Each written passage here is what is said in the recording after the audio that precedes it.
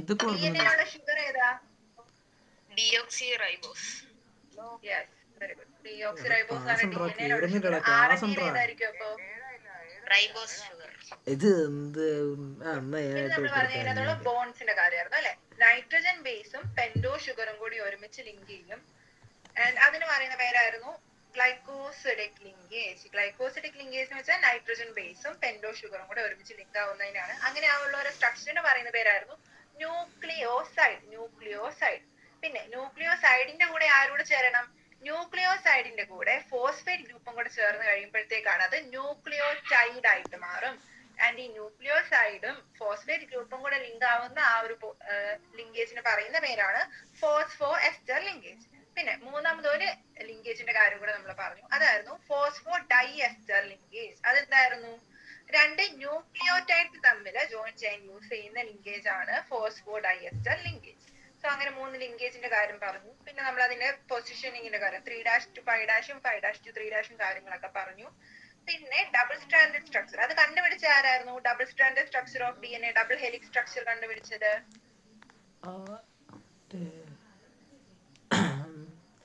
Gregor ആണോ? Gregor അല്ല, Gregor genetics അല്ലേ. ഇത് structure of DNA, double standard structure. രണ്ട് പേരാ ഉള്ളത്. വാട്സണും പിന്നെ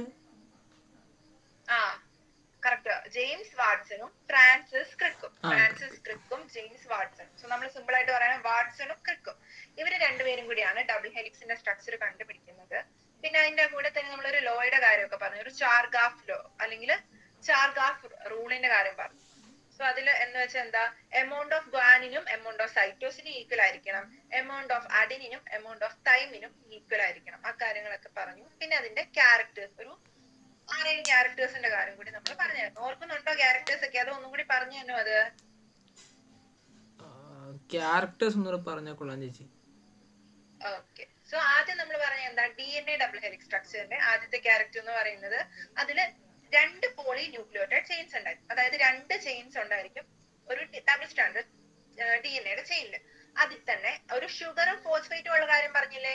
ഈ ഷുഗറും ഫോസ്ഫേറ്റ് ഗ്രൂപ്പും കൂടിയാണ് അതിന്റെ ബാക്ക് ബോൺ അല്ലെങ്കിൽ അതിന്റെ ഒരു ഏറ്റവും ബേസിക് സ്ട്രക്ചർ കോൺസ്റ്റിറ്റ്യൂട്ട് ചെയ്യുന്നത്. ആൻഡ് ഈ ഷുഗർ ആൻഡ് ഫോസ്ഫേറ്റ് ഗ്രൂപ്പിന്റെ അകത്ത് നിന്ന് പ്രൊജക്ട് ചെയ്യുന്ന രീതിയിലായിരിക്കും നൈട്രജൻ ബേസസ് കാണുക. സോ അപ്പൊ ഈ നീളത്തിൽ പോകുന്ന ആരാ? അതാണ് ഷുഗർ ആൻഡ് ഫോസ്ഫേറ്റ് ചെയിൻ. അതിന് നമ്മൾ എന്തെന്ന് പറയും?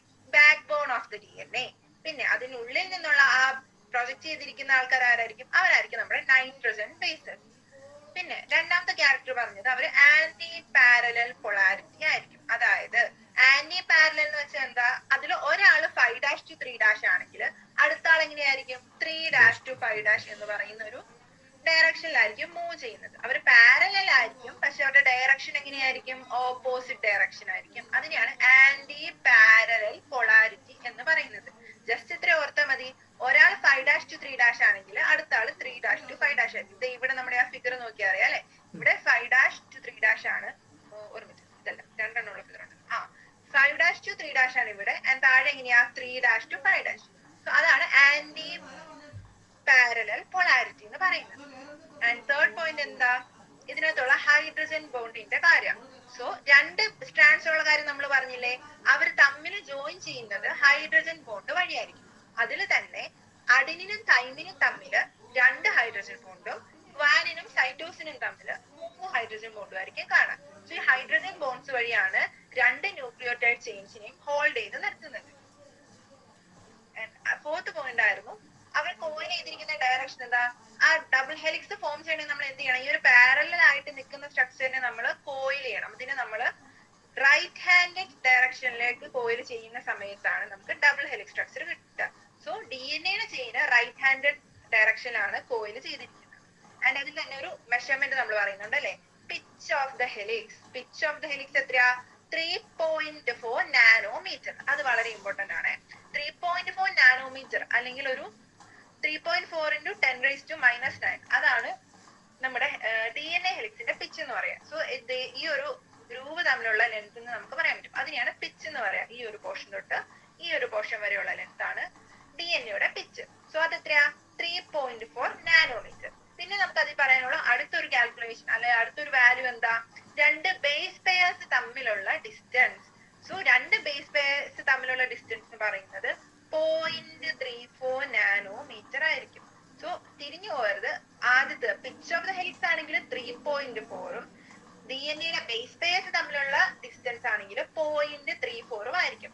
സോ ഒരു ഫുൾ പിച്ചില് ഇടയ്ക്കുള്ള DNA ബേസ് പെയർസ് തമ്മിലുള്ള ഗ്യാപ്പ് ആണ് 0.34. അപ്പൊ നമുക്ക് അതിൽ എത്ര ബേസ് പെയർസ് ഉണ്ടെന്ന് കണ്ടുപിടിക്കാൻ എന്ത് ചെയ്യണം? 3.4 ഡിവൈഡഡ് ബൈ 0.34 എത്ര കിട്ടും? നമുക്ക് 10 എന്ന് കിട്ടും അല്ലെ? സോ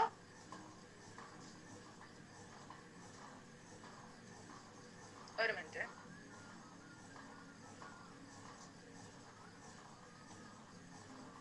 ഓക്കെ, സോ ഒരു പിച്ചിൽ എത്ര ബേസ് പെയർസ് ഉണ്ടാവും? 10 ബേസ് പെയർസ് ആയിരിക്കും ഓരോ ടേണിലും ഉണ്ടാവുന്നത്.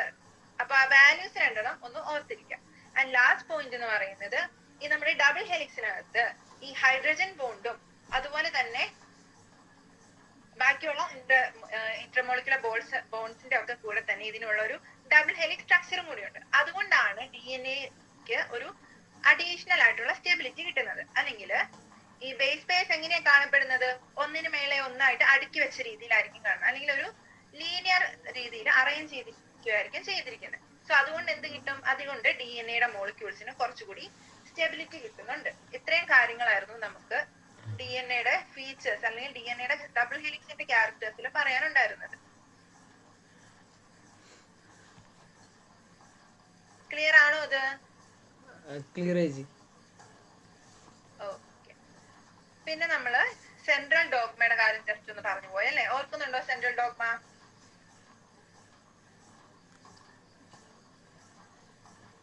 ആരായിരുന്നു ഇത് കണ്ടുപിടിച്ചതെന്ന് പറയാവോ? ഫ്രാൻസിസ് ക്രിക്ക് ആണോ? യെസ്, ഫ്രാൻസിസ് ക്രിക്ക് ആണ് സെൻട്രൽ ഡോഗ്മ കണ്ടുപിടിച്ചത്.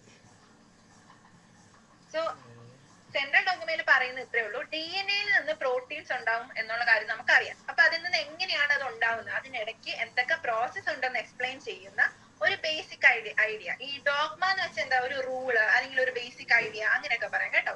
സോ അതിന്റെ ബേസിക് ഐഡിയയെ കുറിച്ചാണ് സെൻട്രൽ ഡോഗ്മയിൽ പറയുന്നത്. സോ ആദ്യം എന്ത് സംഭവിക്കും?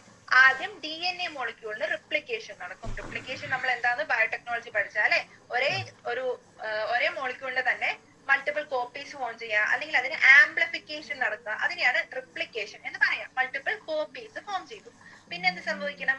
DNA-നെ ട്രാൻസ്ക്രിപ്ഷൻ എന്ന ഒരു പ്രോസസ്സ് വഴി അതിനെ mRNA ആക്കി മാറ്റണം. mRNA എന്ന് വെച്ചാൽ മെസഞ്ചർ RNA. നമ്മൾ കഴിഞ്ഞ ക്ലാസ്സിൽ ഒരു 3 ടൈപ്പ് ഓഫ് RNAസിന്റെ കാര്യം പറഞ്ഞായിരുന്നു അല്ലെ? mRNA, tRNA and rRNA. അതിൽ ഒരു ടൈപ്പാണ് mRNA. ആൻഡ് ഈ mRNA-യുടെ ഫംഗ്ഷൻ എന്താ?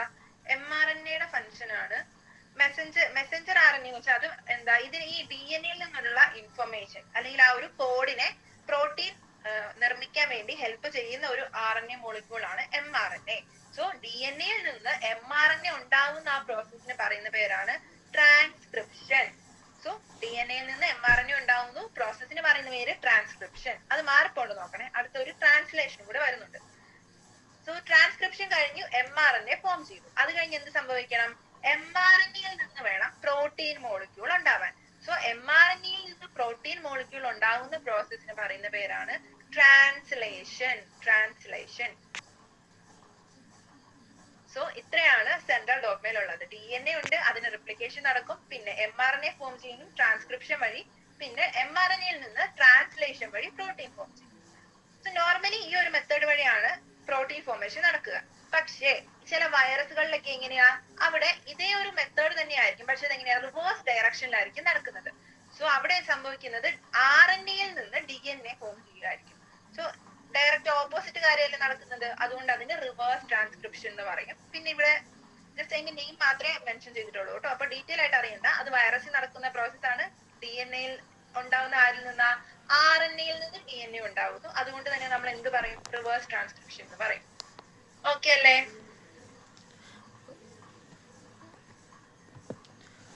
ഓക്കെ. പിന്നെ നമ്മൾ DNA മോളിക്യൂളിന്റെ പാക്കിംഗ് അല്ലെങ്കിൽ അതിനെ എങ്ങനെ ഒരു കണ്ടൻസ്ഡ് ആയിട്ടുള്ള ഫോമിൽ സ്റ്റോർ ചെയ്യുന്നു എന്നുള്ള കാര്യം നമ്മൾ പറഞ്ഞു. അതിന്റെ അവിടെ ഹിസ്റ്റോൺ എന്ന് പറയുന്ന ഒരു മോളിക്യൂളിന്റെ കാര്യം പറഞ്ഞു. ഹിസ്റ്റോൺ എന്തായിരുന്നു? ഹിസ്റ്റോൺ മറ്റേ പ്രോട്ടീനൊക്കെ റിമൂവ് ചെയ്യണ സാധനമാണോ? അതാണോ? ഹിസ്റ്റോൺ ഒരു പ്രോട്ടീനാ. പോസിറ്റീവ് ചാർജ്ഡ് ആയിട്ടുള്ള ഒരു ബേസിക് നേച്ചർ ഉള്ള പ്രോട്ടീനാണ് ഹിസ്റ്റോൺ. സോ ഈ DNA മോളിക്യൂളിനെ ഇങ്ങനെ അതിന്റെ പൊസിഷനിൽ ഹെൽഡ് ചെയ്യാൻ, അല്ലെങ്കിൽ അതിന്റെ കോയിൽഡ് ആയിട്ടുള്ള ഒരു സ്ട്രക്ചറിൽ ഹെൽപ്പ് ചെയ്യുന്ന ഒരു പ്രോട്ടീൻ മോളിക്യൂൾ ആണ് ഹിസ്റ്റോൺ. ആൻഡ് ഹിസ്റ്റോണും DNA മോളിക്യൂളും കൂടി ഒരുമിച്ചാണ് എന്തായിട്ട് മാറുന്നത്? ന്യൂക്ലിയോസോം ആയിട്ട് മാറുന്നത്. സോ ഈ ന്യൂക്ലിയോസോംസ് പിന്നെ ഒരു റിപ്പീറ്റഡ് ആയിട്ട് ഒരു chain bead on a structure ഒക്കെ നമ്മൾ പറഞ്ഞു അല്ലെ. ഈ ഓരോ റൗണ്ടും എന്താ, ആ ഓരോ റൗണ്ടും ന്യൂക്ലിയോസോംസ് ആണ്. ആൻഡ് ആ ന്യൂക്ലിയോസോംസിന്റെ ചെയിൻ ആണ് എന്തായിട്ട് ഫോം ചെയ്യുന്നത്?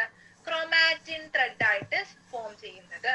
പിന്നെ ക്രോമാറ്റിൻ ത്രെഡ്സ് എല്ലാം കൂടി ഒരുമിച്ച് ക്രോമസോംസ് ആയിട്ട് മാറും. അക്കാര്യങ്ങളൊക്കെ നമ്മൾ നേരത്തെ പറഞ്ഞിട്ടുള്ള. സോ ക്രോമാറ്റിനകത്ത് എന്തുണ്ട്? ന്യൂക്ലിയോസോം ഉണ്ട്. ആൻഡ് ഈ ന്യൂക്ലിയോസോം ആരൊക്കെ കൂടി ഉണ്ടാവുന്നത്? ഹിസ്റ്റോൺ മോളിക്യൂൾ അല്ലെങ്കിൽ ഒരു ഹിസ്റ്റോൺ ഒക്ടാമർ എന്ന് പറയും. ഹിസ്റ്റോൺ പ്രോട്ടീൻ എങ്ങനെയാ കാണുന്നത്? അത് 8 ഹിസ്റ്റോൺ മോളിക്യൂൾ ഒരുമിച്ച് ചേർന്ന് ഒരു ഒക്ടാമർ. ഒക്ട നമുക്കറിയാം അല്ലെ. ഒക്ട എന്ന് വെച്ചാല് 8 എന്നർത്ഥം. സോ 8 ഹിസ്റ്റോൺ മോളിക്യൂൾസ് ഒരുമിച്ച് ജോയിൻ ചെയ്തായിരിക്കും കാണുന്നത്. ആ ഹിസ്റ്റോൺ ഒക്ടാമറും DNA-ക്കും കൂടി ഒരുമിച്ച് പറയുന്ന പേരാണ് ന്യൂക്ലിയോസോം. പിന്നെ അതിന്റെ കൂടെ തന്നെ നമ്മളൊരു നോൺ ഹിസ്റ്റോൺ ക്രോമസോമൽ പ്രോട്ടീന്റെ കാര്യം കൂടി പറഞ്ഞു. സോ അതിൽ തന്നെ 2 ടൈപ്പ് ഉണ്ട്. യൂക്രമാറ്റിനും ഹെറ്ററോക്രൊമാറ്റിനും. ക്രൊമാറ്റിൻ എന്ന് പറയുന്ന 2 ടൈപ്പ് ഉണ്ടാവാം. യൂക്രമാറ്റിൻ എന്ന് വെച്ചാൽ എന്താ? അത് ലൂസ്ലി പാക്ഡ് ആയിരിക്കും. പിന്നെ എന്താ, അതിന് ട്രാൻസ്ക്രിപ്ഷൻ ചെയ്യാനുള്ള കഴിവുണ്ട്. അതേസമയം ഹെറ്ററോക്രൊമാറ്റിൻ എങ്ങനെയാ? അത് ഡെൻസ്ലി പാക്ഡ് ആയിരിക്കും, പക്ഷെ എങ്ങനെയാ? ഇനാക്റ്റീവും ആയിരിക്കും. സോ അത് ജസ്റ്റ് ഓപ്പോസിറ്റ് ആണെന്ന് ഓർത്താൽ മതി.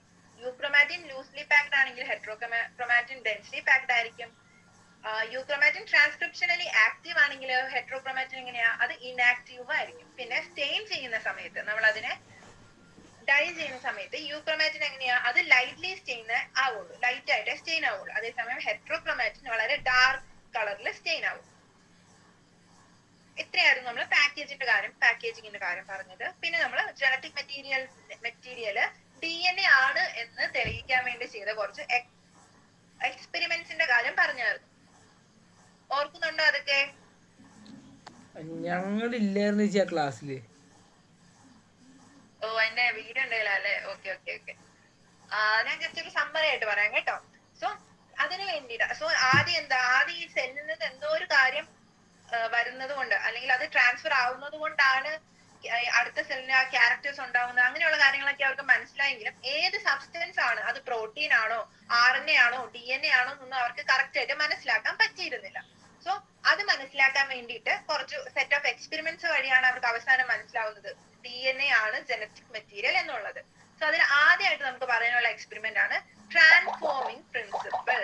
ആൻഡ് അത് ചെയ്ത എക്സ്പെരിമെന്റ് നടത്തിയ ആളാരാ? Frederick Griffith. സോ 1928 ഗ്രിഫിത്ത് എന്ന് പറയുന്ന ഒരു സയന്റിസ്റ്റ് ആണ് ട്രാൻസ്ഫോർമേഷൻ പ്രിൻസിപ്പിൾ അല്ലെങ്കിൽ അത് എസ്റ്റാബ്ലിഷ് ചെയ്യുന്നത്. സോ അവിടെ ജസ്റ്റ് ഇത്രയും ഓർത്താൽ മതി. അവിടെ 2 കാര്യങ്ങൾ ഉപയോഗിച്ചിട്ടുള്ളത്. ഒന്ന് സ്ട്രെപ്റ്റോകോക്കസ് ന്യൂമോണിയ. നമ്മൾ പഠിച്ച എന്താ അത്? ന്യൂമോണിയ കോസ് ചെയ്യുന്ന ബാക്ടീരിയമാണ് സ്ട്രെപ്റ്റോകോക്കസ് ന്യൂമോണിയെ. ആ ബാക്ടീരിയാസിനെ യൂസ് ചെയ്തു, അതിന്റെ കൂടെ തന്നെ മൈസിനെയും യൂസ് ചെയ്തു. ആൻഡ് ഈ സ്ട്രെപ്റ്റോകോക്കസ് ന്യൂമോണിയക്ക് 2 ടൈപ്പ് ഓഫ് സ്ട്രെയിൻസ് ഉണ്ട്, അല്ലെങ്കിൽ 2 ഡിഫറെന്റ് ടൈപ്പ് ഉണ്ട്. അതിൽ ഒന്നാമത്താണ് എസ്ട്രെയിൻ. എസ്ട്രെയിൻ എന്ന് വെച്ചാൽ ഇത്രയേ ഉള്ളൂ, സ്മൂത്ത് സ്ട്രെയിൻ. സ്മൂത്ത് സ്ട്രെയിനിന് ഷോർട്ട് ഫോം പറയുന്നതാണ് എസ്ട്രെയിൻ. സോ എസ്ട്രെയിന്റെ പ്രത്യേകത എന്താ? അത് സ്മൂത്ത് ആവുന്നത് എന്തുകൊണ്ടാന്ന് വെച്ചാൽ അതിന്റെ കവറിംഗ് ആയിട്ട് ഒരു മ്യൂക്കസ് കവറിംഗ് അല്ലെങ്കിൽ ഒരു പോളിസാക്കറൈഡ് കൊണ്ടുള്ള ഒരു കവറിംഗ് ഉണ്ട്. അതുള്ളത് കൊണ്ടാണ് ഈ സ്മൂത്ത് സ്ട്രെയിൻ അങ്ങനെ ഒരു സർഫസ് ഉള്ളത്. പിന്നെ ഈ എസ്ട്രെയിന് നമ്മൾ വിറുലന്റ് സ്ട്രെയിൻ എന്നാ പറയുന്നത്. വിറുലന്റ് എന്ന് വെച്ചാൽ എന്താ? അസുഖം വരുത്താൻ കപ്പാസിറ്റി ഉള്ള സ്ട്രെയിൻ, അതിനെയാണ് വിറുലന്റ് എന്ന് പറയാം. അസുഖം വരുത്താത്തതിനെ എന്ത് പറയും? നോൺ വിറുലന്റ് എന്നും പറയും. സോ എസ്ട്രെയിൻ എന്ന് വെച്ചാൽ സ്മൂത്ത് സ്ട്രെയിൻ ആണ്, അതിലൊരു പോളിസാക്കറൈഡിന്റെ കോട്ടിംഗ് ഉണ്ട്. അതിന്റെ കൂടെ തന്നെ അതിന് ന്യൂമോണിയ കോസ് ചെയ്യാനുള്ള കഴിവുണ്ട്, അതായത് അത് വിറുലന്റ് ആണ്. ആൻഡ് രണ്ടാമതാണ് ആർ സ്ട്രെയിൻ. ആർ സ്ട്രെയിൻ എങ്ങനെയാ? നേരെ ഓപ്പോസിറ്റ്. അതിന് കവറിംഗ് ഇല്ല, അല്ലെങ്കിൽ മ്യൂക്കസ് കോട്ട് ഒന്നും ഇല്ല. അതുകൊണ്ട് തന്നെ അത് എങ്ങനെയായിരിക്കും കാണാൻ? റഫ് ആയിരിക്കും. റഫ് സ്ട്രെയിൻ ആണ് ആർ സ്ട്രെയിൻ. ആൻഡ് അതുകൊണ്ട് തന്നെ ഇതിന് എന്താ? മ്യൂക്കസ് കോട്ടിംഗ് ഒന്നും ഇല്ല. ആൻഡ് ഇതിന് അസുഖം വരുത്താൻ കഴിവില്ല. സോ നോൺ വിറുലന്റ് ആണ് ആർ സ്ട്രെയിൻ. അപ്പോ ഈ 2 സ്ട്രെയിൻ ആണ് അദ്ദേഹം യൂസ് ചെയ്തത്. ആൻഡ് എന്ത് ചെയ്തു എന്ന് വെച്ചാൽ മൈസിലേക്ക് ഇതിലെ ആദ്യം എസ്ട്രെയിനെ ഇഞ്ചക്ട് ചെയ്തു. ആൻഡ് എസ്ട്രെയിൻ ഇൻജെക്ട് ചെയ്ത് കഴിഞ്ഞ സമയത്ത് മൈസ് എന്ത് പറ്റി? മൈസ് ചത്തുപോയി. അത് കാരണം എന്താ? അതിന് ന്യൂമോണിയ വന്നു. കാരണം എസ്ട്രെയിൻ എന്ന് പറയുന്നത് അസുഖം വരുത്തുന്ന അല്ലെങ്കിൽ വിറുലന്റ് ആയിട്ടുള്ള സ്ട്രെയിൻ ആയതുകൊണ്ട് തന്നെ അത് ഇൻജെക്ട് ചെയ്തപ്പോഴത്തേക്കും ആ മൈസ് അത് ജീവിച്ചില്ല, അത് ഡെഡ് ആയിപ്പോയി. പിന്നെ രണ്ടാമത്തെ സ്ട്രെയിൻ ആയിരുന്നു ആർ സ്ട്രെയിൻ അല്ലെങ്കിൽ റഫ് സ്ട്രെയിൻ. നമ്മൾ നേരത്തെ പറഞ്ഞു എന്താ, അതിന് അസുഖം വരുത്താനുള്ള കപ്പാസിറ്റി ഇല്ല. അതുകൊണ്ട് തന്നെ ആർ സ്ട്രെയിൻ ഇൻജെക്ട് ചെയ്ത് കഴിയുമ്പോൾ ആ മൈസിന് എന്താ, ഒന്നും സംഭവിക്കില്ല, അത് ജീവനോടെ തന്നെ ഉണ്ടായിരിക്കും. സോ അതിൽ നിന്ന് അദ്ദേഹത്തിന് മനസ്സിലായി ഈ എസ്ട്രെയിൻ ഉള്ള ന്യൂമോണിയ വൈറസിൽ ന്യൂമോണിയയുടെ ബാക്ടീരിയയിൽ നിന്നാണ് എന്തോ ഒരു അസുഖം വരുന്നത്. സോ അതുകൊണ്ട് അദ്ദേഹം ആ എസ്ട്രെയിന് തന്നെ പിന്നെയും ചേഞ്ചസ് വരുത്തി. അതിൽ നിന്ന് എസ്ട്രെയിനെ ഹീറ്റ് കിൽ ചെയ്തു. ഹീറ്റ് കിൽ ചെയ്യാന്ന് വെച്ചാല് ഹൈ ടെമ്പറേച്ചറിലേക്ക് വരുന്ന സമയത്ത് ആ ഒരു ബാക്ടീരിയനെ ഇനാക്ടിവേറ്റ് ചെയ്യാനുള്ള ഒരു പ്രോസസ് ആണ് heat killing. So heat killed ആയിട്ടുള്ള എസ്ട്രെയിനെ മൈസിനുള്ളിലേക്ക് ഇൻജെക്ട് ചെയ്തപ്പോ എന്ത് സംഭവിച്ചു? മൈസ് ജീവിച്ചു. കാരണം ആ അസുഖം വരുത്താനുള്ള കപ്പാസിറ്റി ഉള്ള ഒരു സബ്സ്റ്റൻസ് അവിടെ ഇനാക്റ്റീവ് ആയി പോയി. അതുകൊണ്ടാണ് മൈസ് ജീവനോടെ ഇരുന്നത്. പിന്നെ അദ്ദേഹം ചെയ്തത് ഈ ഹീറ്റ് കിൽഡ് ആയിട്ടുള്ള എസ്ട്രെയിനും ലൈവ് ആയിട്ടുള്ള ആർ സ്ട്രെയിനും കൂടെ കമ്പൈൻ ചെയ്തു. എന്നിട്ട് അതിനെ മൈസിലേക്ക് ഇൻജെക്ട് ചെയ്തപ്പോ എന്ത് പറ്റി? മൈസ് ഡെഡ് ആയിപ്പോയി, ഡൈ ആയിപ്പോയി. പക്ഷെ നമ്മൾ ഓരോന്ന് ഇൻഡിവിജ്വൽ ആയിട്ട് നോക്കുന്ന സമയത്ത് എസ്ട്രെയിൻ ഹീറ്റ് കിൽഡ് ആണെങ്കിൽ അവിടെ അസുഖം വരില്ല, ആർ സ്ട്രെയിന് എന്തിനുള്ള കഴിവില്ല, അസുഖം വരുത്താനുള്ള കഴിവില്ല. പക്ഷേ അത് രണ്ടിനെയും കൂടെ നമ്മൾ കമ്പൈൻ ചെയ്ത് കഴിഞ്ഞപ്പോൾ ആ മൈസിന് എന്ത് പറ്റി? അതിന് അസുഖം വന്നു. സോ അതിൽ നിന്ന് അദ്ദേഹം മനസ്സിലാക്കിയത് എന്താ? അതിനെയാണ് ട്രാൻസ്ഫോമിംഗ് പ്രിൻസിപ്പിൾ എന്ന് പറയുന്നത്.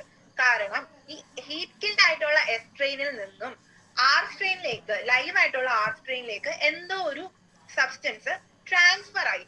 അതുകൊണ്ടാണ് ആർ സ്ട്രെയിന് അവിടെ അസുഖം വരുത്താനായിട്ട് സാധിച്ചത്. സോ ഈ ഒരു മാറ്റം അല്ലെങ്കിൽ അവിടെ ട്രാൻസ്ഫർ നടന്നില്ലേ, അതുകൊണ്ടാണ് ഇതിനെ ട്രാൻസ്ഫോമിംഗ് പ്രിൻസിപ്പിൾ എന്ന് പറയുന്നത്. ക്ലിയർ ആയോ?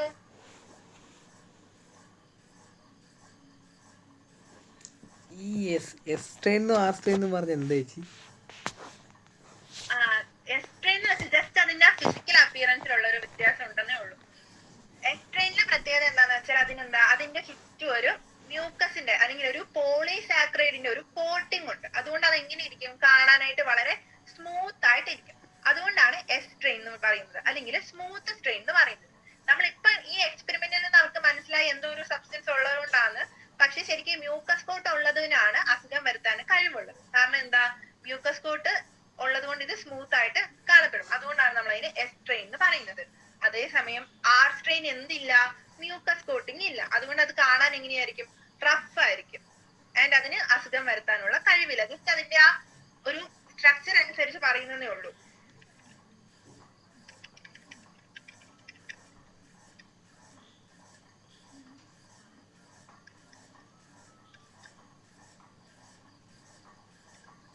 പടം എല്ലാം കിട്ടുമോ നോക്കട്ടെ കേട്ടോ. ജസ്റ്റ് ഇവരിങ്ങനെ കാണിച്ചിട്ടുള്ളൂ. ഒരെണ്ണത്തിന്റെ സർഫസ് എങ്ങനെയാ? റഫ് ആയിട്ടിരിക്കും. അതിന് പോളിസാക്രൈഡിന്റെ കോട്ടിംഗ് ഇല്ല. അതേസമയം എസ്ട്രെയിൻ എങ്ങനെയാ? സ്മൂത്ത് ആയിട്ടുള്ള സർഫസ് ആയിരിക്കും, അതിന് പോളിസാക്രൈഡിന്റെ കോട്ടിംഗ് ഉണ്ട്. ഇത്രയേ ഉള്ളൂ തമ്മിലുള്ള ഡിഫറൻസ്. ആൻഡ് എസ്ട്രെയിന് അസുഖം വരുത്താൻ പറ്റും, ആർ സ്ട്രെയിന് അസുഖം വരുത്താൻ പറ്റില്ല. ഓക്കെ ആണോ? ഓക്കെ ചേച്ചി. അല്ലേ ചേച്ചി, നമ്മൾ ഈ ഹീറ്റ് കില്ല് ചെയ്താൽ മാത്രമല്ലേ എസ്ട്രെയിന് അസുഖം വരുത്താൻ പറ്റുള്ളൂ, അല്ലാതെ ഇതിന് അസുഖം വരുത്താൻ പറ്റുമോ? കില്ല് ചെയ്താ അസുഖം വരുത്താൻ പറ്റില്ല. ഓ ഓക്കെ ഓക്കെ. അല്ലെങ്കിൽ എസ്ട്രെയിന് അസുഖം വരുത്താൻ പറ്റുമല്ലേ നോർമൽ കണ്ടീഷനിലാണെങ്കിൽ? പറ്റും. ഓക്കെ. സോ നോർമൽ കേസിൽ എസ്ട്രെയിൻ അസുഖം വരുത്താൻ പറ്റും, ഹീറ്റ് കില്ല് ചെയ്താൽ പറ്റില്ല. ജസ്റ്റ് ആ കില്ലെന്നുള്ള വാക്ക് ഓർത്താൽ മതി. കില്ല് ചെയ്തു, അതിനുള്ള ഇനാക്റ്റീവ് ആക്കി കളഞ്ഞു. അപ്പൊ അതിനെന്ത് പറ്റില്ല? അസുഖം വരുത്താൻ പറ്റില്ല. അതേസമയം ഹീറ്റ് കില്ല് ചെയ്ത എസ്ട്രെയിനും ലൈവ് ആയിട്ടുള്ള ആർ സ്ട്രെയിനും കൂടെ ആണെങ്കിൽ അവിടെ അസുഖം വരുത്താനായിട്ട് സാധിക്കും.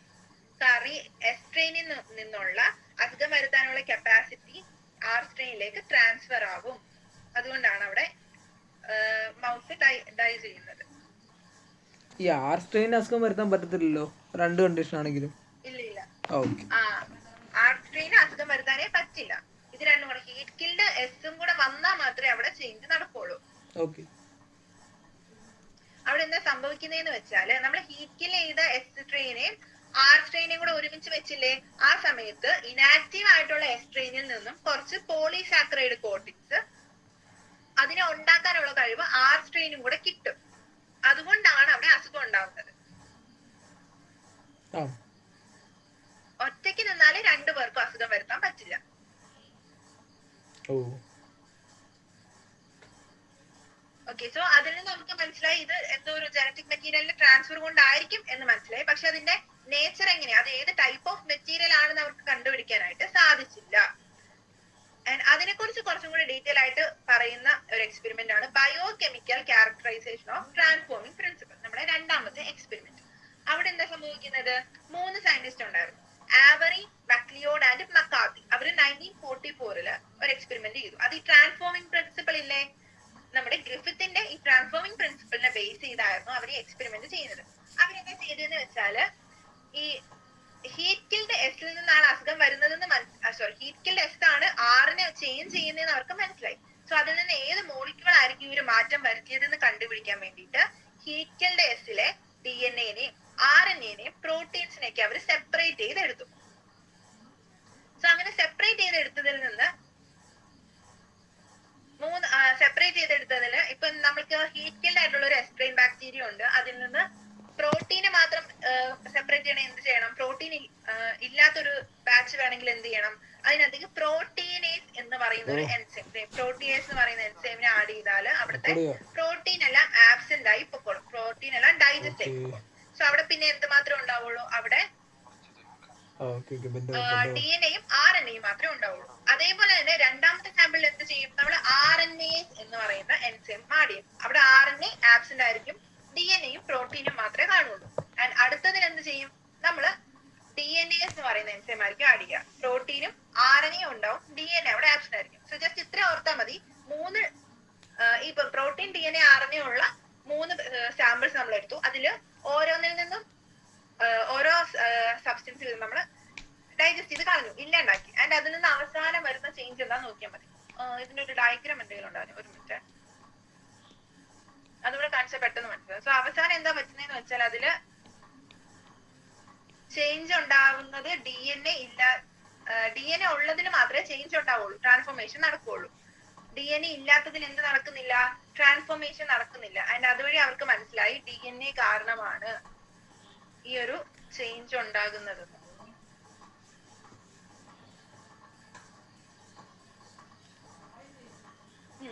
ഫിഗർ കാണാൻ പറ്റുന്നുണ്ടോ?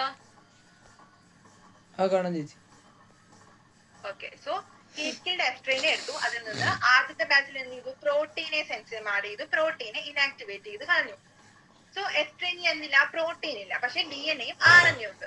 അതിന് എന്ത് ചെയ്തു, ആ ലൈവ് ആയിട്ടുള്ള ആ സ്ട്രെയിനുമായിട്ട് മിക്സ് ചെയ്തു. അവിടെ എന്ത് പറ്റി, ട്രാൻസ്ഫോർമേഷൻ നടന്നു. കാരണം അവിടെ എന്തുണ്ട്, DNA ഉണ്ട്. സോ ഇവിടെ നിന്ന് നമുക്ക് മനസ്സിലാക്കാം, പ്രോട്ടീൻ ഇല്ലെങ്കിലും അല്ലെങ്കിൽ പ്രോട്ടീൻ ആബ്സെന്റ് ആണെങ്കിലും എന്ത് നടക്കും, ട്രാൻസ്ഫോർമേഷൻ നടക്കും.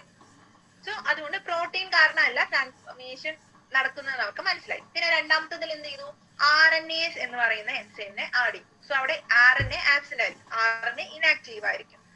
അങ്ങനെയുള്ള ആ ഒരു സാമ്പിളിനകത്തേക്ക് ലൈവ് ആയിട്ടുള്ള ആർ സ്ട്രെയിനെ മിക്സ് ചെയ്തു. പിന്നെ എന്ത് പറ്റി, അവിടെയുള്ള ആർ സ്ട്രെയിന് ട്രാൻസ്ഫോർമേഷൻ നടന്നു, അത് എസ് സ്ട്രെയിൻ ആയിട്ട് മാറി. ആൻഡ് ഇവിടെ എന്തില്ല, RNA ഇല്ല, പക്ഷെ എന്നിട്ടും അവിടെ ചേഞ്ച് നടന്നു അല്ലെങ്കിൽ ട്രാൻസ്ഫോർമേഷൻ നടന്നു. സോ അതിൽ നിന്ന് അവർക്ക് മനസ്സിലായി RNA അല്ല ട്രാൻസ്ഫോമിംഗ് ഫാക്ടർ. കാരണം എന്താ, RNA ഇല്ലെങ്കിലും അവിടെ ട്രാൻസ്ഫോർമേഷൻ നടക്കുന്നുണ്ട്. ഇനി ലാസ്റ്റ് ആയിട്ട് മൂന്നാമത്തെ സാമ്പിൾ എന്താ ചെയ്യുന്നത്, DNA എൻസൈം ആഡ് ചെയ്തു. അങ്ങനെ DNA-നെ ഇനാക്റ്റീവ് ആക്കി. ആൻഡ് ആ ഇനാക്റ്റീവ് ആയ സമയത്ത് എന്ത് സംഭവിക്കും, അതിലേക്ക് ആർ സ്ട്രെയിനെ ആഡ് ചെയ്ത സമയത്ത് അവിടെ ട്രാൻസ്ഫോർമേഷൻ നടക്കുന്നില്ല. കാരണം എന്താ, ട്രാൻസ്ഫോർമേഷൻ നടക്കണമെങ്കിൽ അവിടെ DNA വേണം. ഈ ഒരു ബാച്ചില് DNA ആബ്സെന്റ്, അതുകൊണ്ട് ട്രാൻസ്ഫോർമേഷൻ നടക്കുന്നില്ല. സോ അങ്ങനെയാണ് അവർ കൺഫേം ചെയ്യുന്നത് DNA ആണ് ട്രാൻസ്ഫോമിംഗ് ഫാക്ടർ എന്നുള്ള കാര്യം. അതിന് അത് കണ്ടുപിടിച്ച എക്സ്പെരിമെന്റിന്റെ പേരാണ് biochemical characterisation of transforming principle. Transforming പ്രിൻസിപ്പിളിലുള്ള ആ ഒരു ട്രാൻസ്ഫോമിംഗ് ഏജന്റ് അല്ലെങ്കിൽ ട്രാൻസ്ഫോർമേഷന് കാരണമായിട്ടുള്ള ഒരു ഏജന്റ് അത് DNA ആണ്, അല്ലെങ്കിൽ നമ്മുടെ ജനറ്റിക് മെറ്റീരിയൽ DNA ആണ് എന്ന് പ്രൂവ് ചെയ്ത എക്സ്പെരിമെന്റ് ആയിരുന്നു ഇത്. ക്ലിയർ ആയോ?